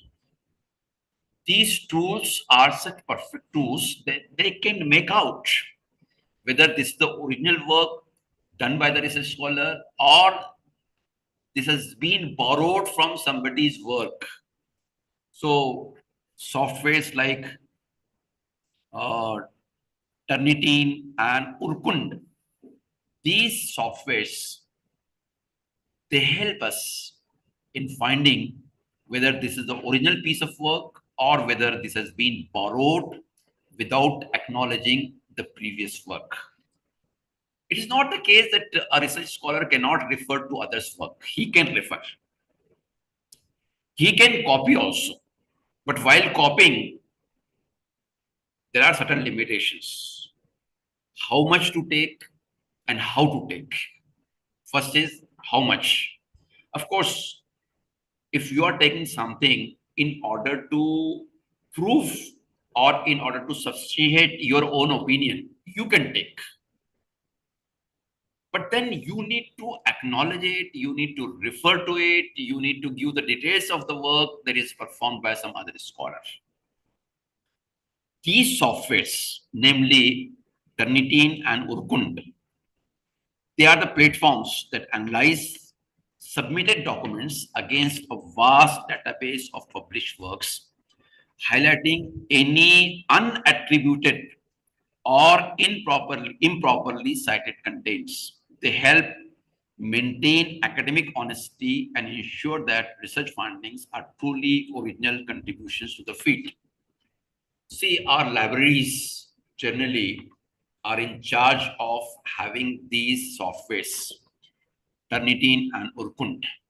And therefore, these libraries have become the center of all research scholars and faculty members. They go and they check their papers and thesis to find out whether such type of plagiarism is made by them or not. See, it's very much surprising that a thief should go for the screening. See, this is my luggage and whether something that I have uh, obtained out of theft on somebody's luggage, you check, you find out. It's very sorry of the state of affairs. If I'm sure that I have borrowed it from somebody else without referring, I am able to correct it at that point only before going to Urkund and Turnitin. Why should I go? Of course, I need to take the certificate. Formally, it is required. But when I go, I should go with the confidence. I have seen many scholars praying there. वो उर्कुन निकाल ना ले, टर्निटीन मेरी mistakes को point out ना कर दे. They go on praying this. It means they did that work. They indulge themselves into such malpractices, then only they are worrying it. So this thing should not happen. Nowadays, a perfect system of evaluating your research work and finding out whether you have borrowed something without referring to it or not. Such perfect system is available. The technology has enabled us to arrive at the stage to find out such type of plagiarism. Now we come to the next point, and that is duplicate, overlapping, and salami slicing publications. See, this is the part of publication, means it comes under journals also, and it comes also under research work. First one is duplicate. When we say duplicate publication, it means publishing the same study or findings in multiple journals without proper attributions. It is considered to be unethical. This practice can mislead readers and inflate the perceived impact of the research. See, sometimes it becomes very necessary for you to publish your academic endeavors in many, many papers in order to reach to greater extent to many people. But it does not mean that you will present as if it's the original work in every paper. Just by changing the title of the paper, if you are publishing it, and if you're counting 2 papers, 3 papers, 4 papers, then that's a crime. Otherwise, for example, recently I had written one short story in Urdu. The name of the short story is Asirane Khab. And I tried to see that it reaches to the masses, and for that purpose, I tried my level best to publish it in as many magazines and papers as possible. But then I did not change the title. And whenever I have to claim for API score, I'll claim only for one. I'll not go for the second or third claims.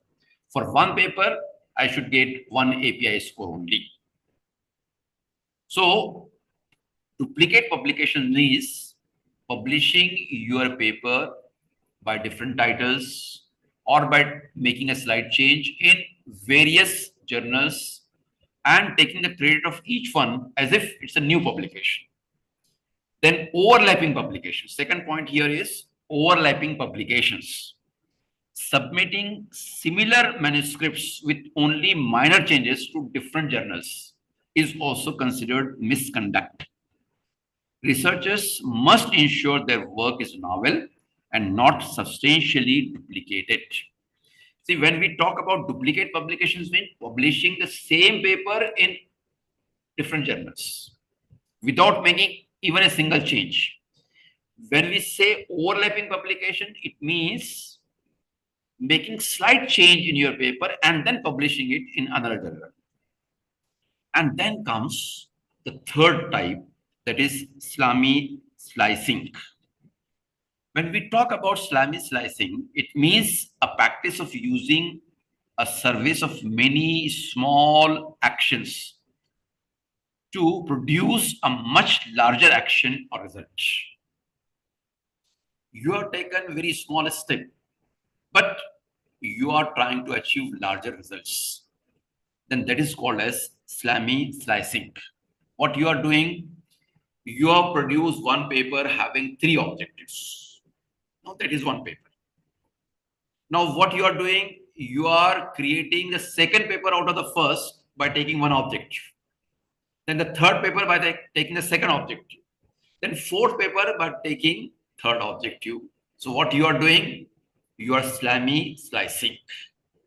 You are taking advantage of small works to a greater extent. Out of one paper, you have created 3 more papers.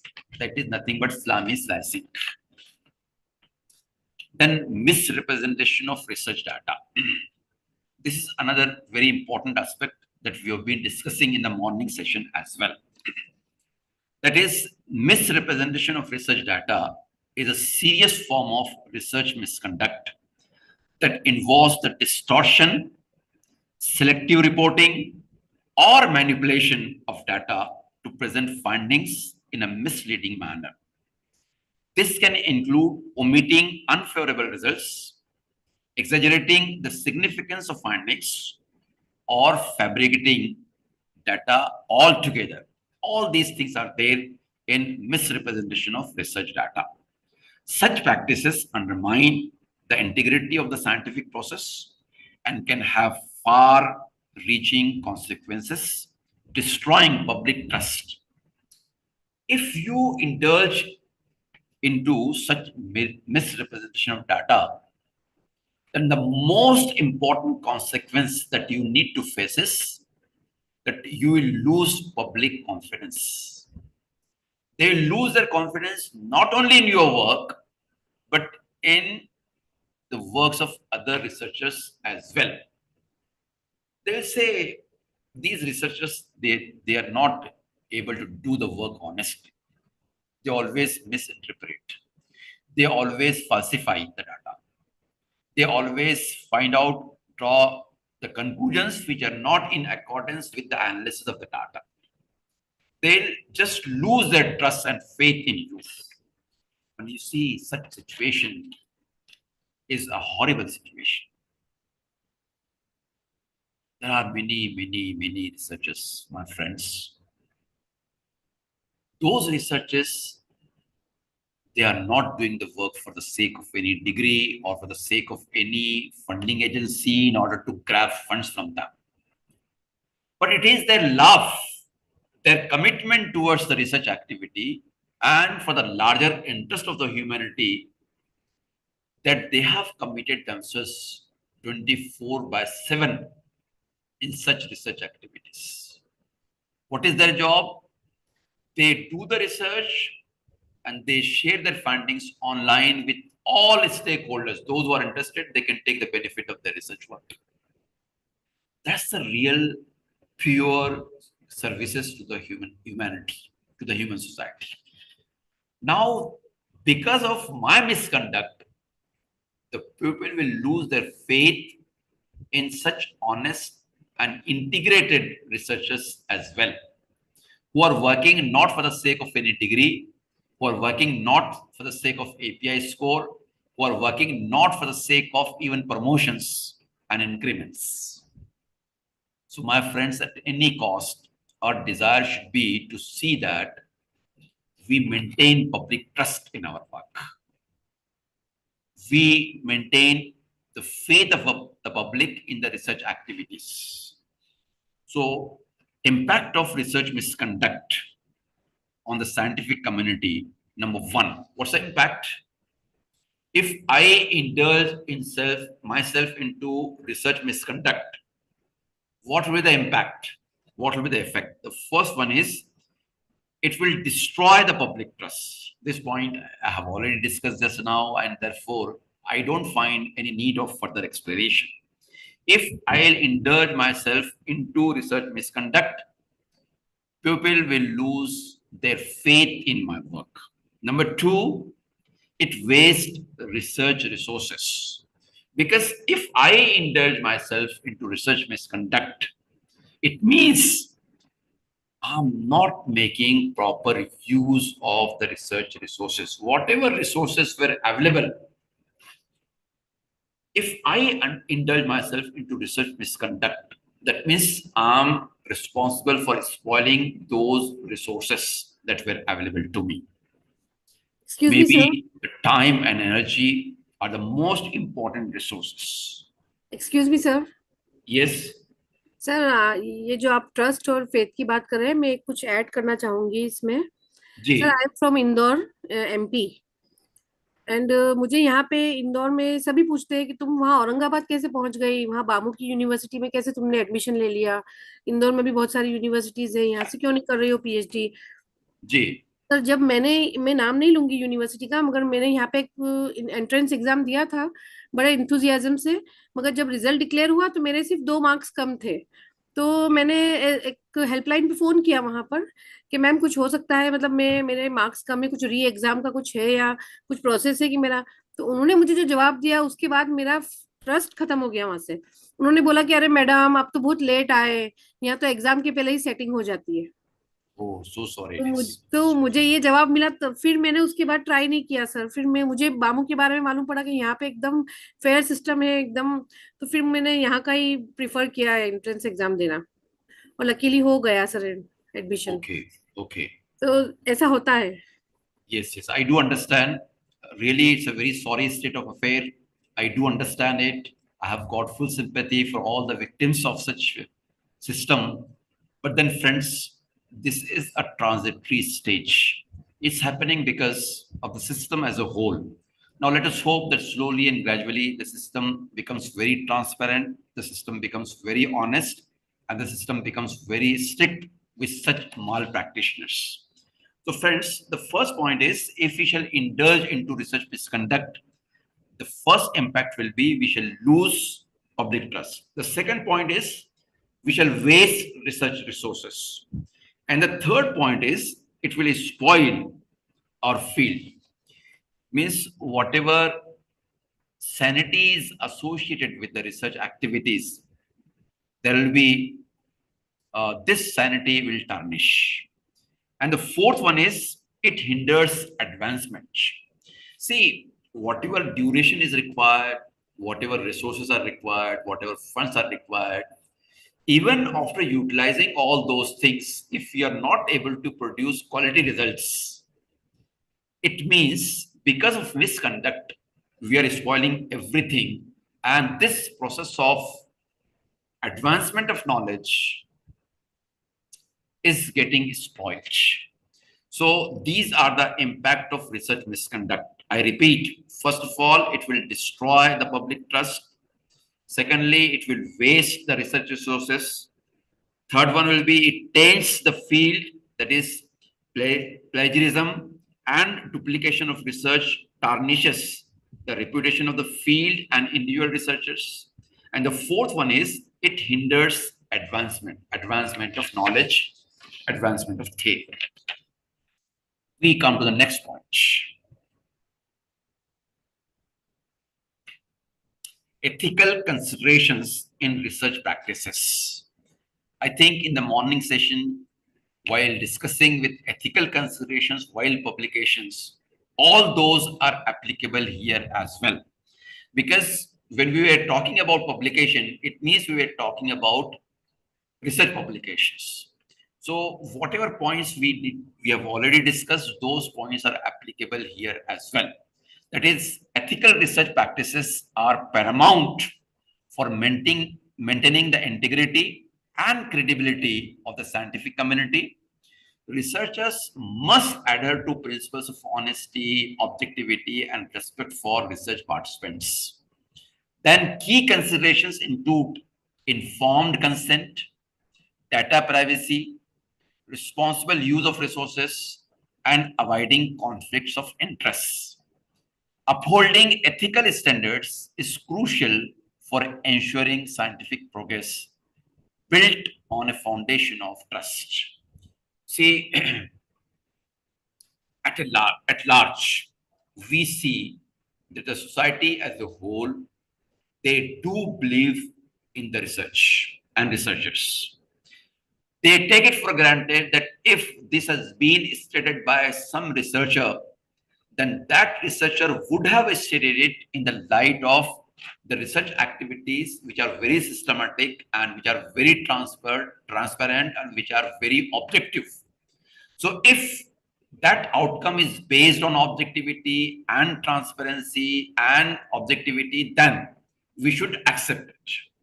But then if the researcher himself or herself indulges into research misconduct, then the trust will be spoiled. So what is required is institutional policies and regulations on research integrity. First of all, what is required is comprehensive guidelines. Before a researcher indulges himself into herself into research activity, there should be comprehensive guidelines available to guide him or her. That in what way you are supposed to continue your work, in what way you should not do your work, on what sources you should rely upon, and to what sources you should refrain from. All these guidelines should be given in the beginning itself.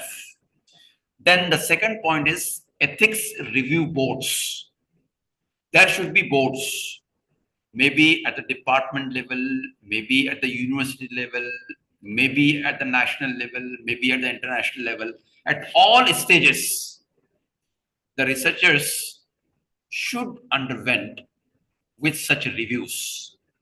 The third point is misconduct investigations.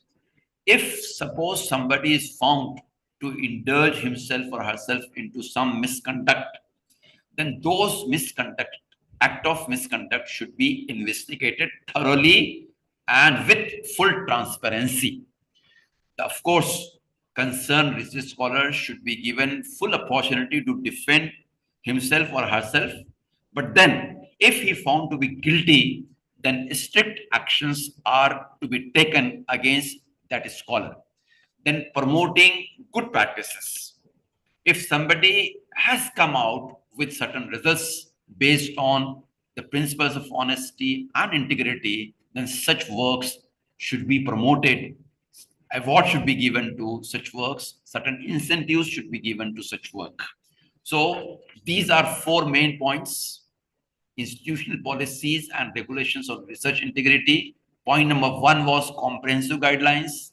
Point number two was ethics review boards. Point number three is misconduct investigations. And point number four is promoting good practices. We come to the next aspect. Conflict of interest. Now, what is conflict of interest? Conflict of interest refers to a situation where an individual or organization has competing interests or loyalties that could improperly influence their judgment or decision or actions. In the context of research, a conflict of interest may arise when a researcher's personal, financial, or professional interest interfere with their ability to conduct impartial and objective research. For example, as I told in the beginning, that this possibility of conflict of interest is more found in social sciences.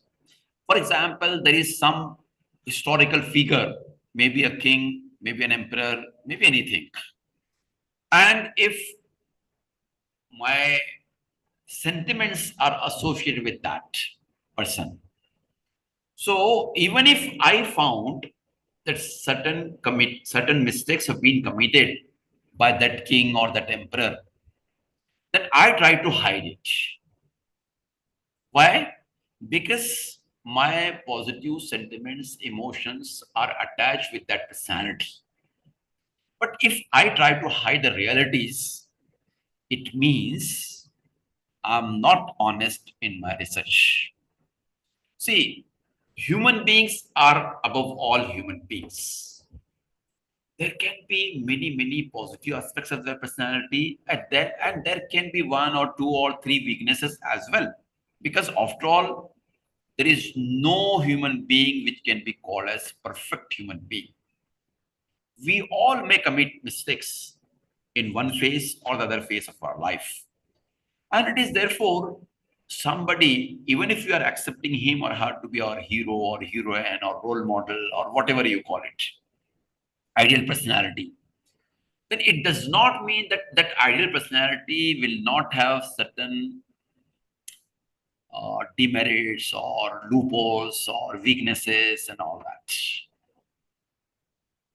See, generally it is believed that it's a human nature, and especially this nature is seen in our context, that if we find somebody else, some human being, to be a man of positive characteristics, then we start looking at him or her like God. And if you find some mistakes or some drawbacks in certain personality, we try to make him or her to be a Satan. David. No. Friends, human beings are human beings. Whether they are at present or they are the historical figures, all are human beings. They are having their own limitations. They are having their own merits and demerits. So our perception towards looking at them should be that of human beings only. Of course, we need to take care of one point as well. And that point is, suppose being a person, if I commit a mistake, if I commit a sin, Suppose I kill somebody else.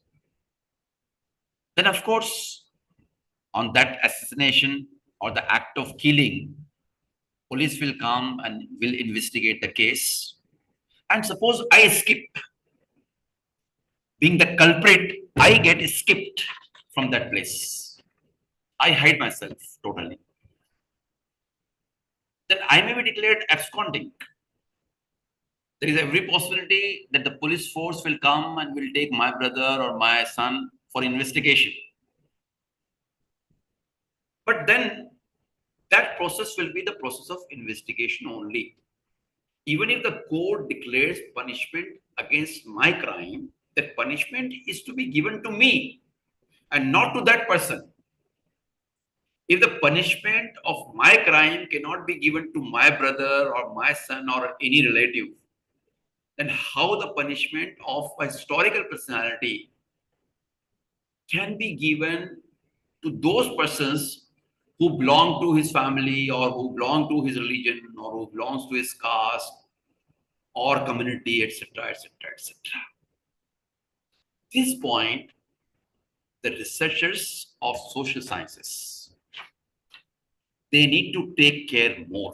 Otherwise, this is crucial for all the researchers, that you need to come out with the result that may be in accordance with your sentiments, or your conclusion may be beyond your sentiments, sometimes against your sentiments, your emotions, and your faith, whatever it is.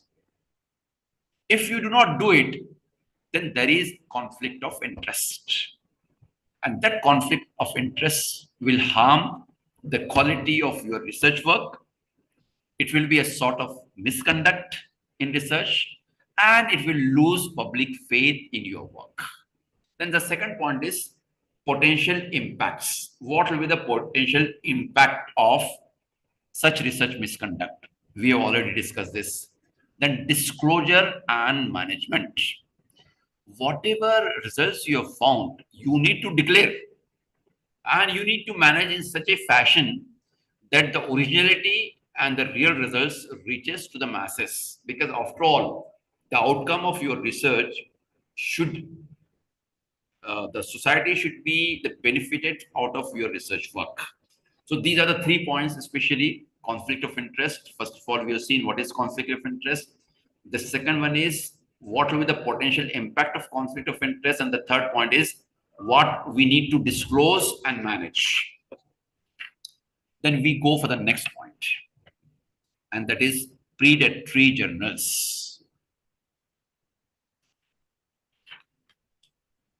Before that, we come to the point that unethical authorship practices. As we discussed in the morning, ghost authorship, where individuals who made significant contributions to the study or manuscript are not included as authors.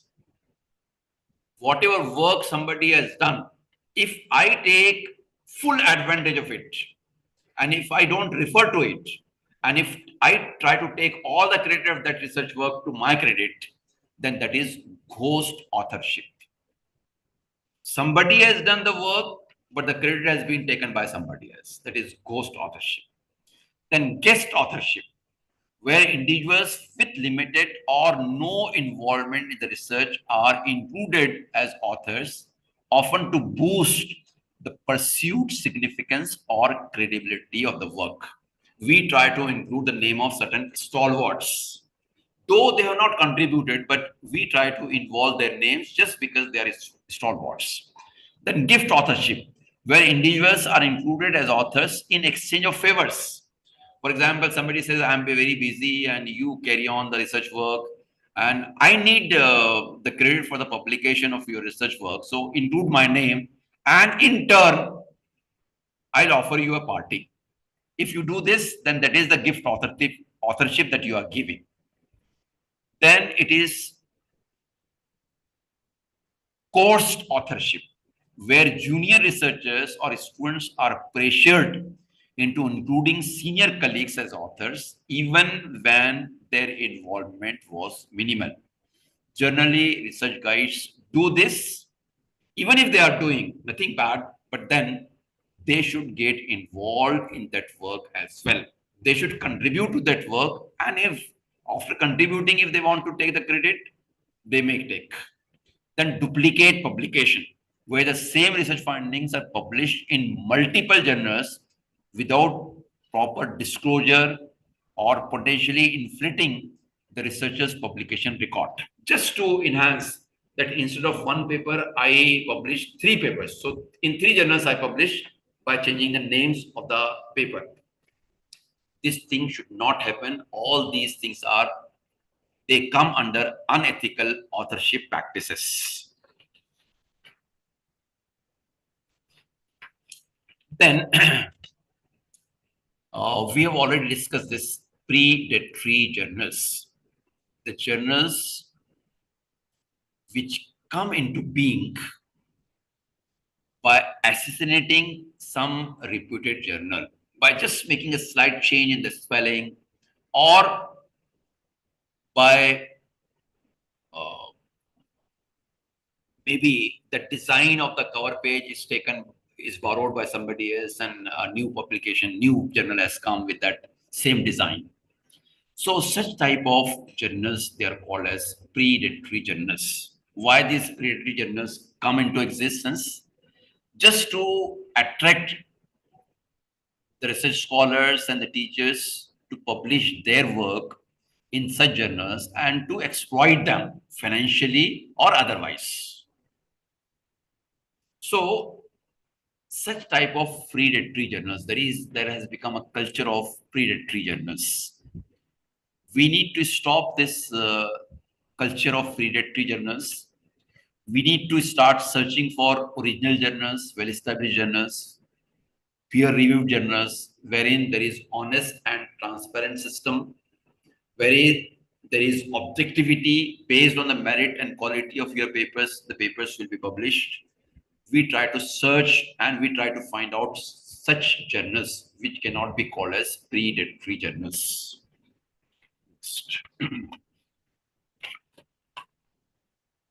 Then we come to the next point, which is called as Sherpa Romeo database.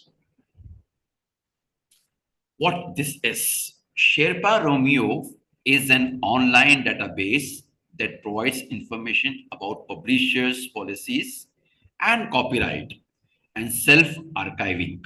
It's a widely used resource for researchers, authors, and institutions to understand the publication policies of various journals and publishers.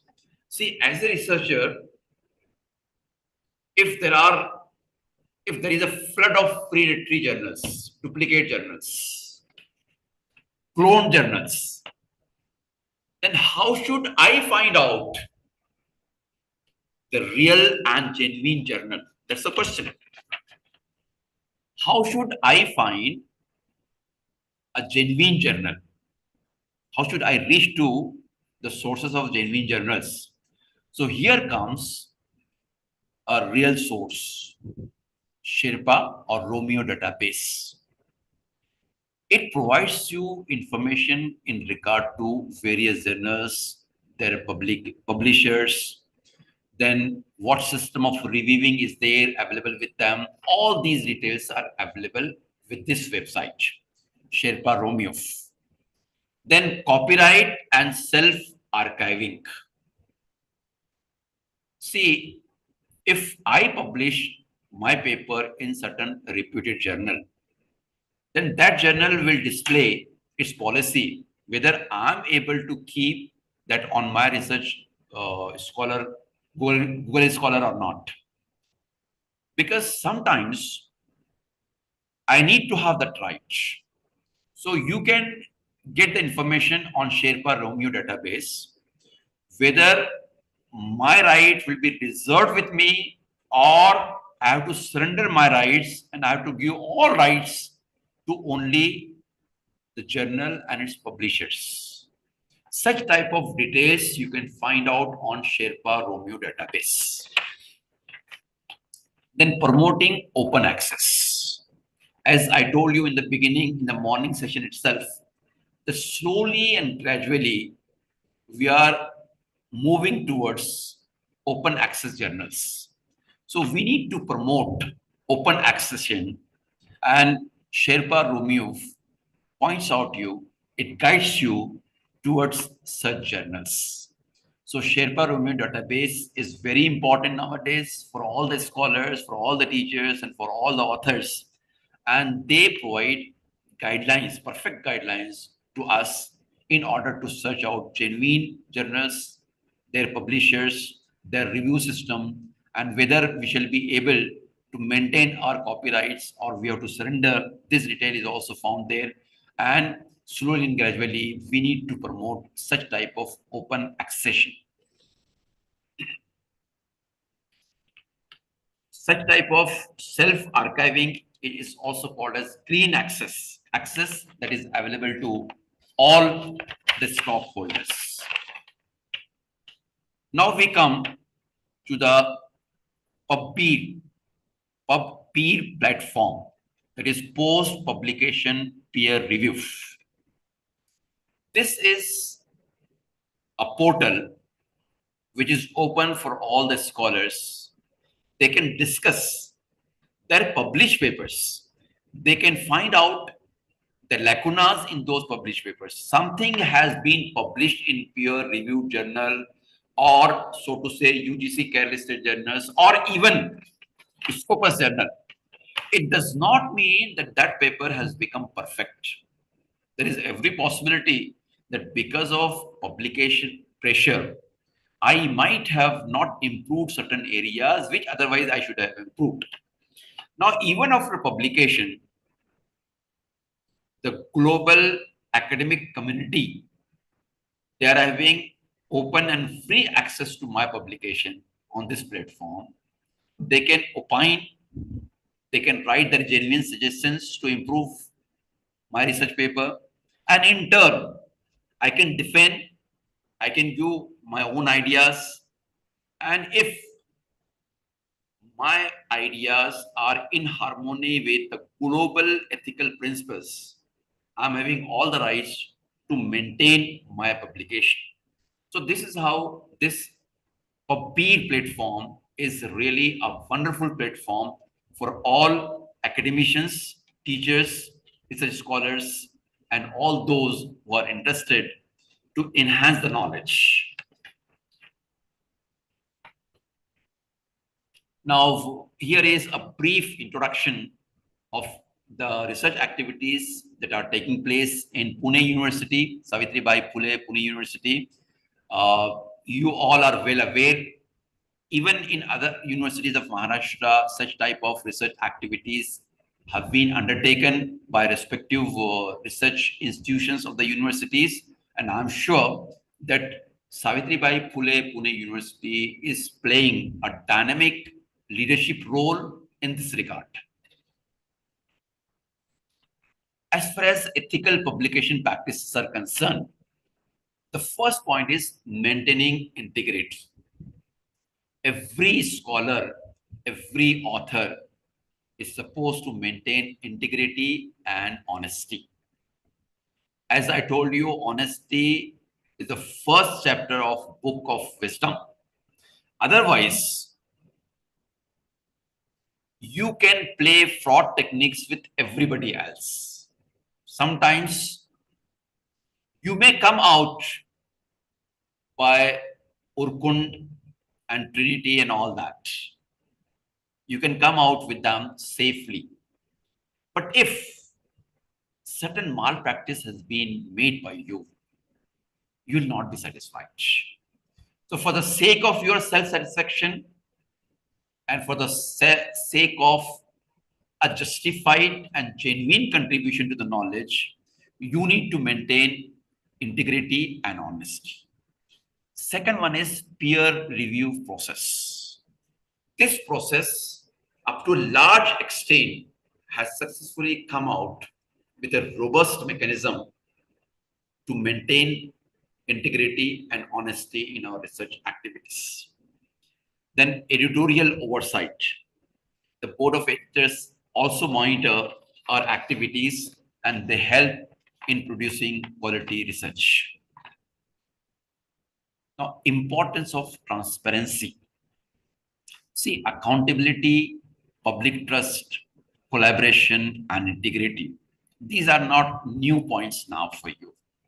We have been discussing this point since morning. Whatever I have already told, those inputs are applicable. Those points which were applicable for publications, they're also applicable for research. So first thing is accountable. Every researcher should treat himself or herself to be accountable, responsible for whatever he has produced. If he himself or herself treat them to be accountable, then only they'll be able to maintain public trust in their work. And what is required is collaboration. Now, days have gone when researchers were supposed to be individual workers. They used to work individually. They used to work in isolation. Now, there are many areas. The people of those areas need to come together in order to carry on multidisciplinary researches, interdisciplinary researches, because there are diverse issues. For example, environmental issues. Now, all those environmental issues, they need that experts of various fields of knowledge, they join hand together. Experts from chemistry, from zoology, from botany, from geography, and whatnot. All these experts need to come on one platform to carry on collaborative research in the field of environment. And there are many other fields as well, wherein such collaborative efforts are very much desirable.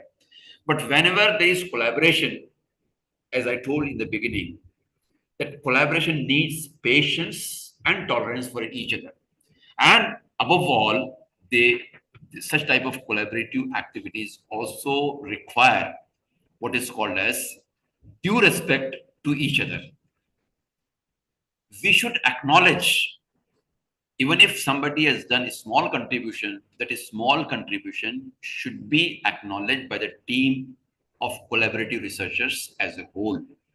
Then integrity. Again, the point of integrity has come, that we need to uphold all ethical principles while doing the research work. Integrity and honesty is to be maintained. It is only because of these four points that our research can become genuine piece of research, and it will yield the people trust to it.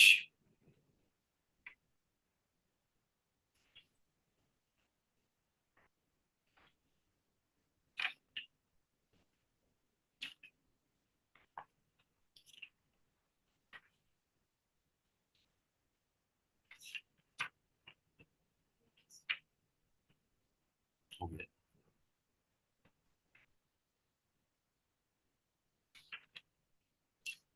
So, friends, we arrive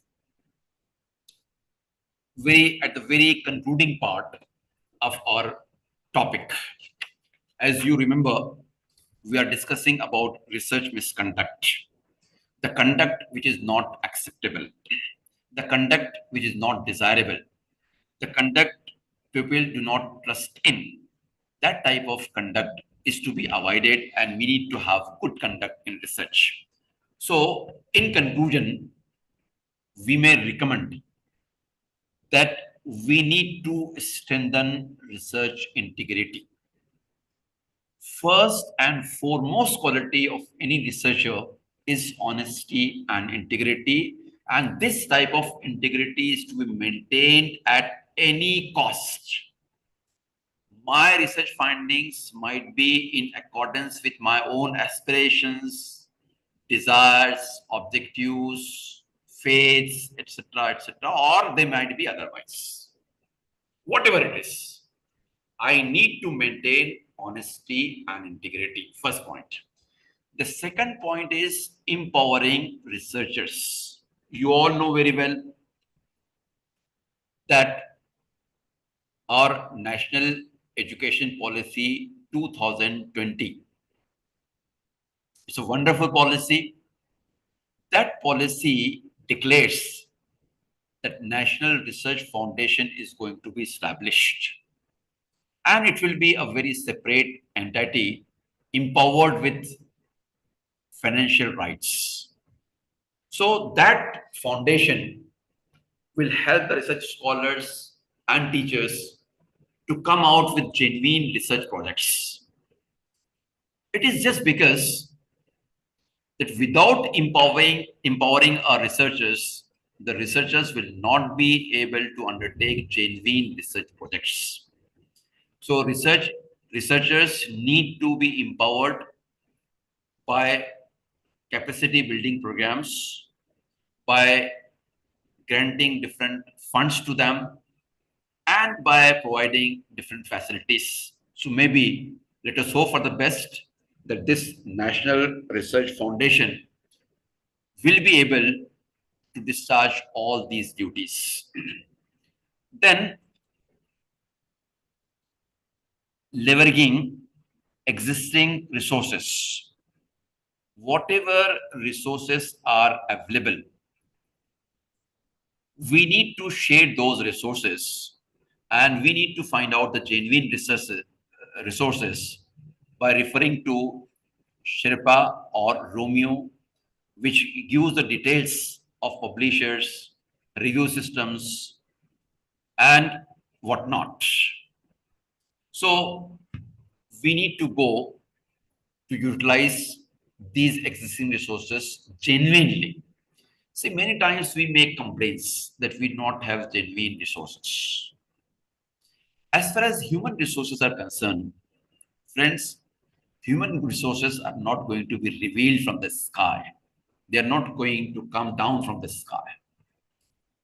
If some competent guidance is not available in our system, in our institution, then it's a responsibility of all the teachers and research scholars to indulge themselves into research activities, to go for in-depth studies, to interact with different experts, and without making a complaint that such expert guidance is not available, we should try to make ourselves to be the source of guidance, expert guidance. There is no other alternative, because others are not going to come and help us. We need to contact them, we need to seek their guidance, and we need to develop ourselves to be the expert guides in this regard. And one more point that I would like to take is strengthening oversight and accountability. There should be a monitoring system, whether it is the researchers leading towards MPhil and PhD degrees, whether they are the researchers leading towards funding agencies or any sort of research. What is required is a perfect system of monitoring and accountability. I should see that I am accountable for my research work. Many times what happens, if I achieve some success in my life, I say that this success is the outcome of my efforts, my perfect planning, my action plan, my execution, perfect way of execution, my hard work, my energy. But if I fail in some mission, in some examination as well, I could not succeed because somebody has not helped me. Somebody has not given me the resources that are required to get success. Somebody did not guide me. Certain resources were not available with me. So as far as discredit is concerned, we try to give to others. And as far as credits are concerned, we try to achieve ourselves. This is not a very perfect habit of the researcher. At least for the researchers, they need to treat themselves as accountable for their work. Friends, these were the points that I really wanted to discuss with all of you in order to make yourselves to be perfect authors, to publish your papers and your thesis in the perfect manner in the first session, and in the second session, in order to make yourself with the better researchers. I don't say perfect researchers, but better researchers in the second session, through second session. So with these words, I try to conclude my presentation, and I now open the session for the discussion. With the kind permission of our coordinator, young and dynamic coordinator, Dr. Suhas Patak, I welcome all of you to come out with your questions, please.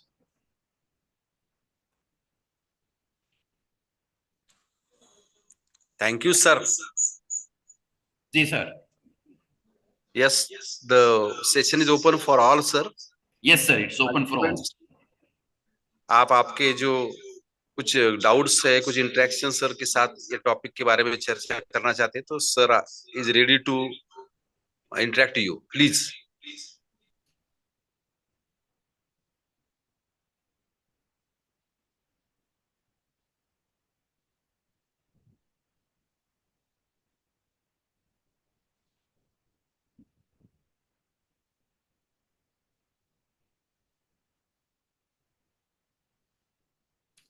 Yes, scholars, are you spellbound?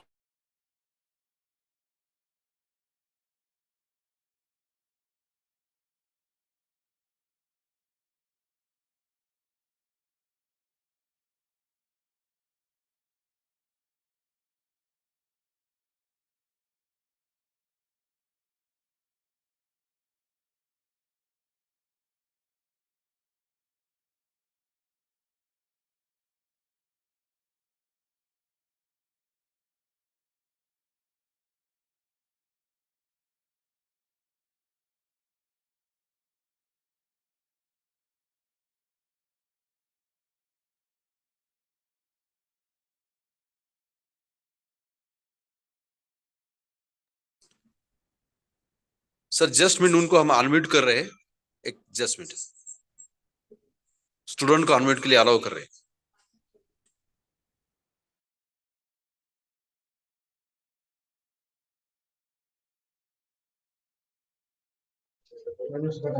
Pathak sir yes, केला के गौरव. गौरव,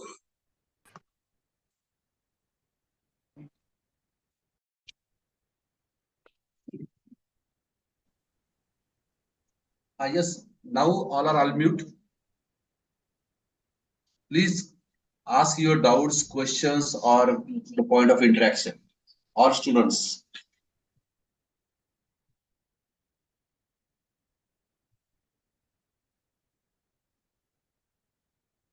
Excuse me, good afternoon, sir. Hello. Hello.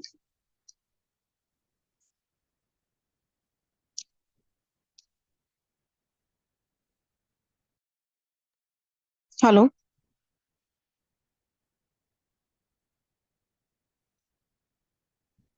Hello.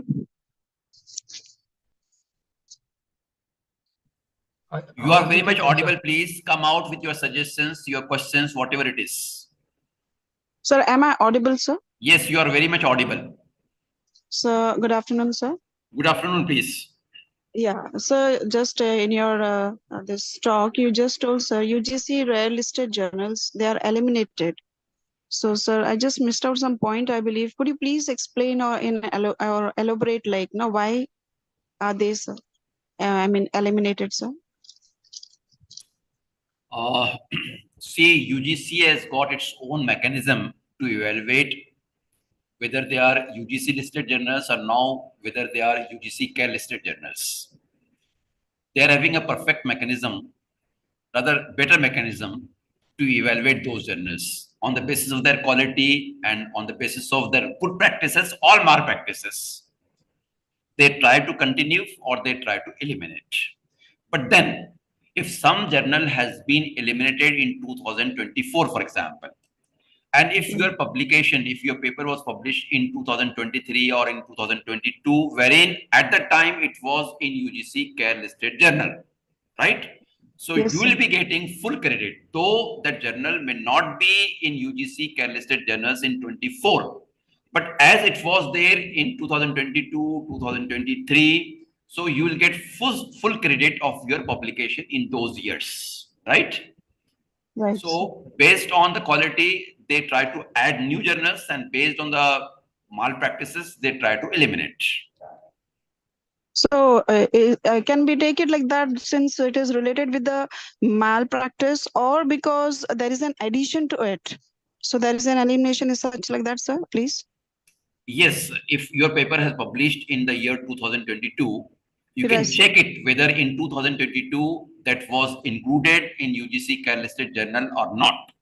You Right. can check it. There is a mechanism on the Google search. You can find it out. You can easily find out. Okay, sir. Thank you, sir. Thank you so much. Friends, one thing I would like to add here before I close my talk, and that point is whatever points of misconduct I told, and whatever ethical principles of publication and research I told, you should not consider themselves to be too difficult to be implemented, and you should not leave the field. Rather, you should try to see that slowly and gradually, if you are determined to be honest and integrated in your research work, I think that as such there is no obstacle on your way as a researcher. You should not leave the field. So I would like to recite certain verses so that you will boost your confidence. You might have heard that poem, कोशिश करने वालों की हार नहीं होती. I would like to recite these verses. कोशिश करने वालों की हार नहीं होती, लहरों से डरकर नौका पार नहीं होती, नन्ही चींटी जब दाना लेकर चलती है, चढ़ती दीवारों पर 100 बार फिसलती है, मन का विश्वास रगों में साहस भरता है, चढ़कर गिरना गिरकर चढ़ना ना अखरता है, आखिर उसकी मेहनत बेकार नहीं होती, कोशिश करने वालों की हार नहीं होती, कोशिश करने वालों की हार नहीं होती. डुबकियां सिंधु में गोताखोर लगाता है, डुबकियां सिंधु में गोताखोर लगाता है, जा जाकर खाली हाथ लौट आता है, मिलते नहीं सहज ही मोती गहरे पानी में, मिलते नहीं सहज ही मोती गहरे पानी में, चढ़ता है दुगना उत्साह इसी हैरानी में, मुट्ठी उसकी खाली हर बार नहीं होती, मुट्ठी उसकी खाली हर बार नहीं होती, कोशिश करने वालों की हार नहीं होती, कोशिश करने वालों की हार नहीं होती. असफलता एक चुनौती है, इसे स्वीकार करो. असफलता एक चुनौती है, इसे स्वीकार करो.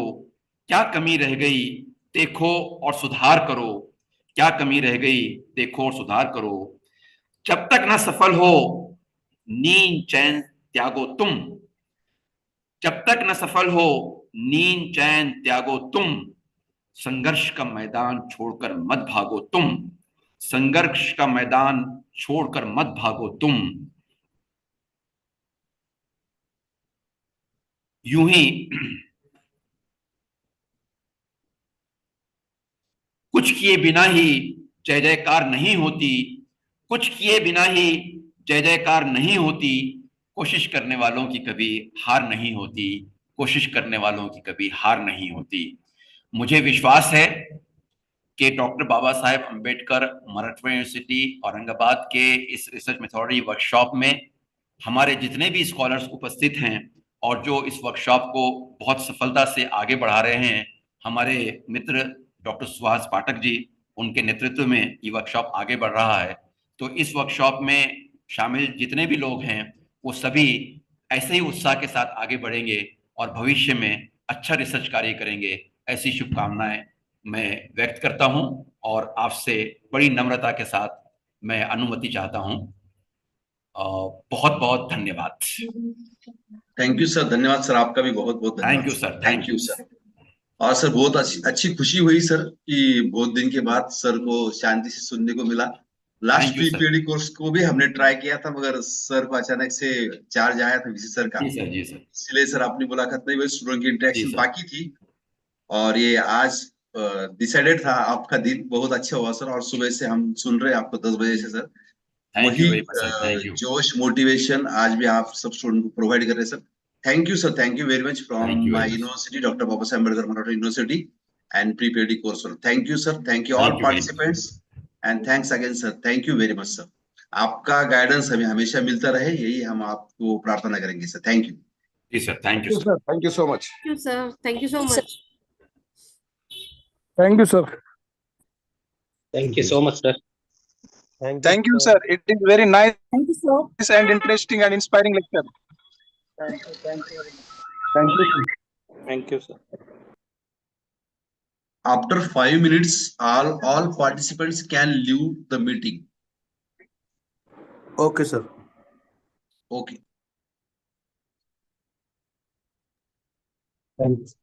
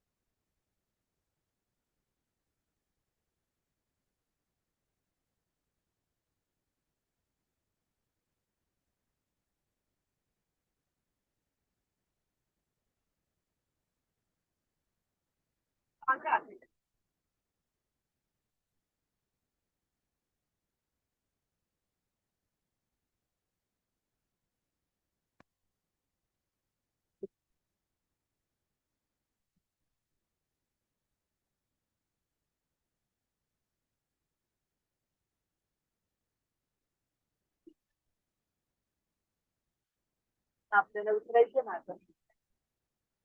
मी त्याला जायचंय ना ड्राईव्ह बघून. आणि मग मस्त वाटेल ना.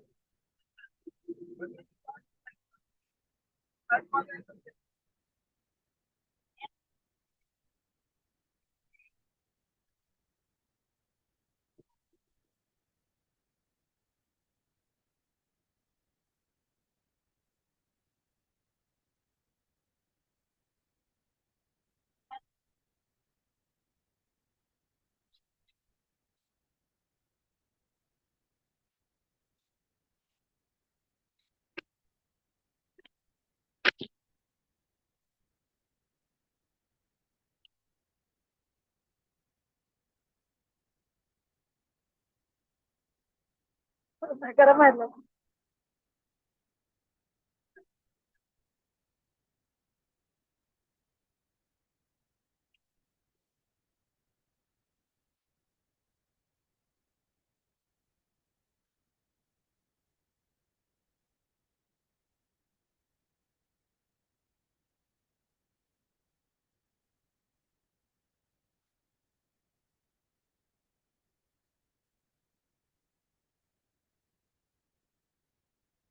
हा.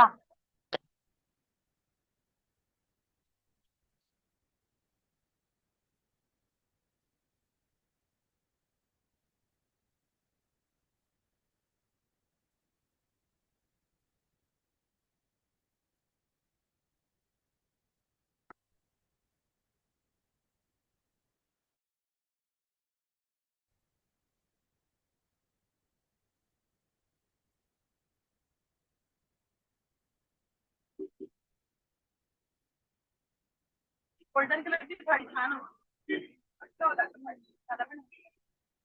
त्याच्यामध्ये तोच कलर आणि तो एक ग्रीन होता ना.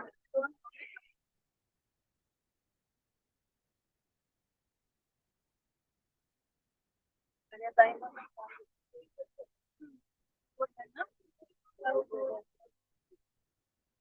पंकज कॉम्बिनेशन छान वाटतं.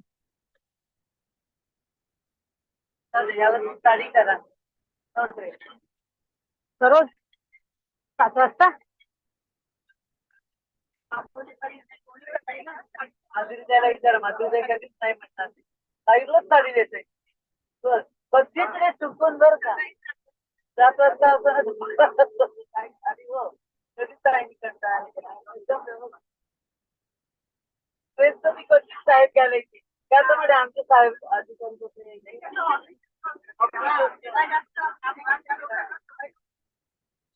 काही कधीच माझ्याकडे घालायची साडीच घालायची. आम्हाला खूप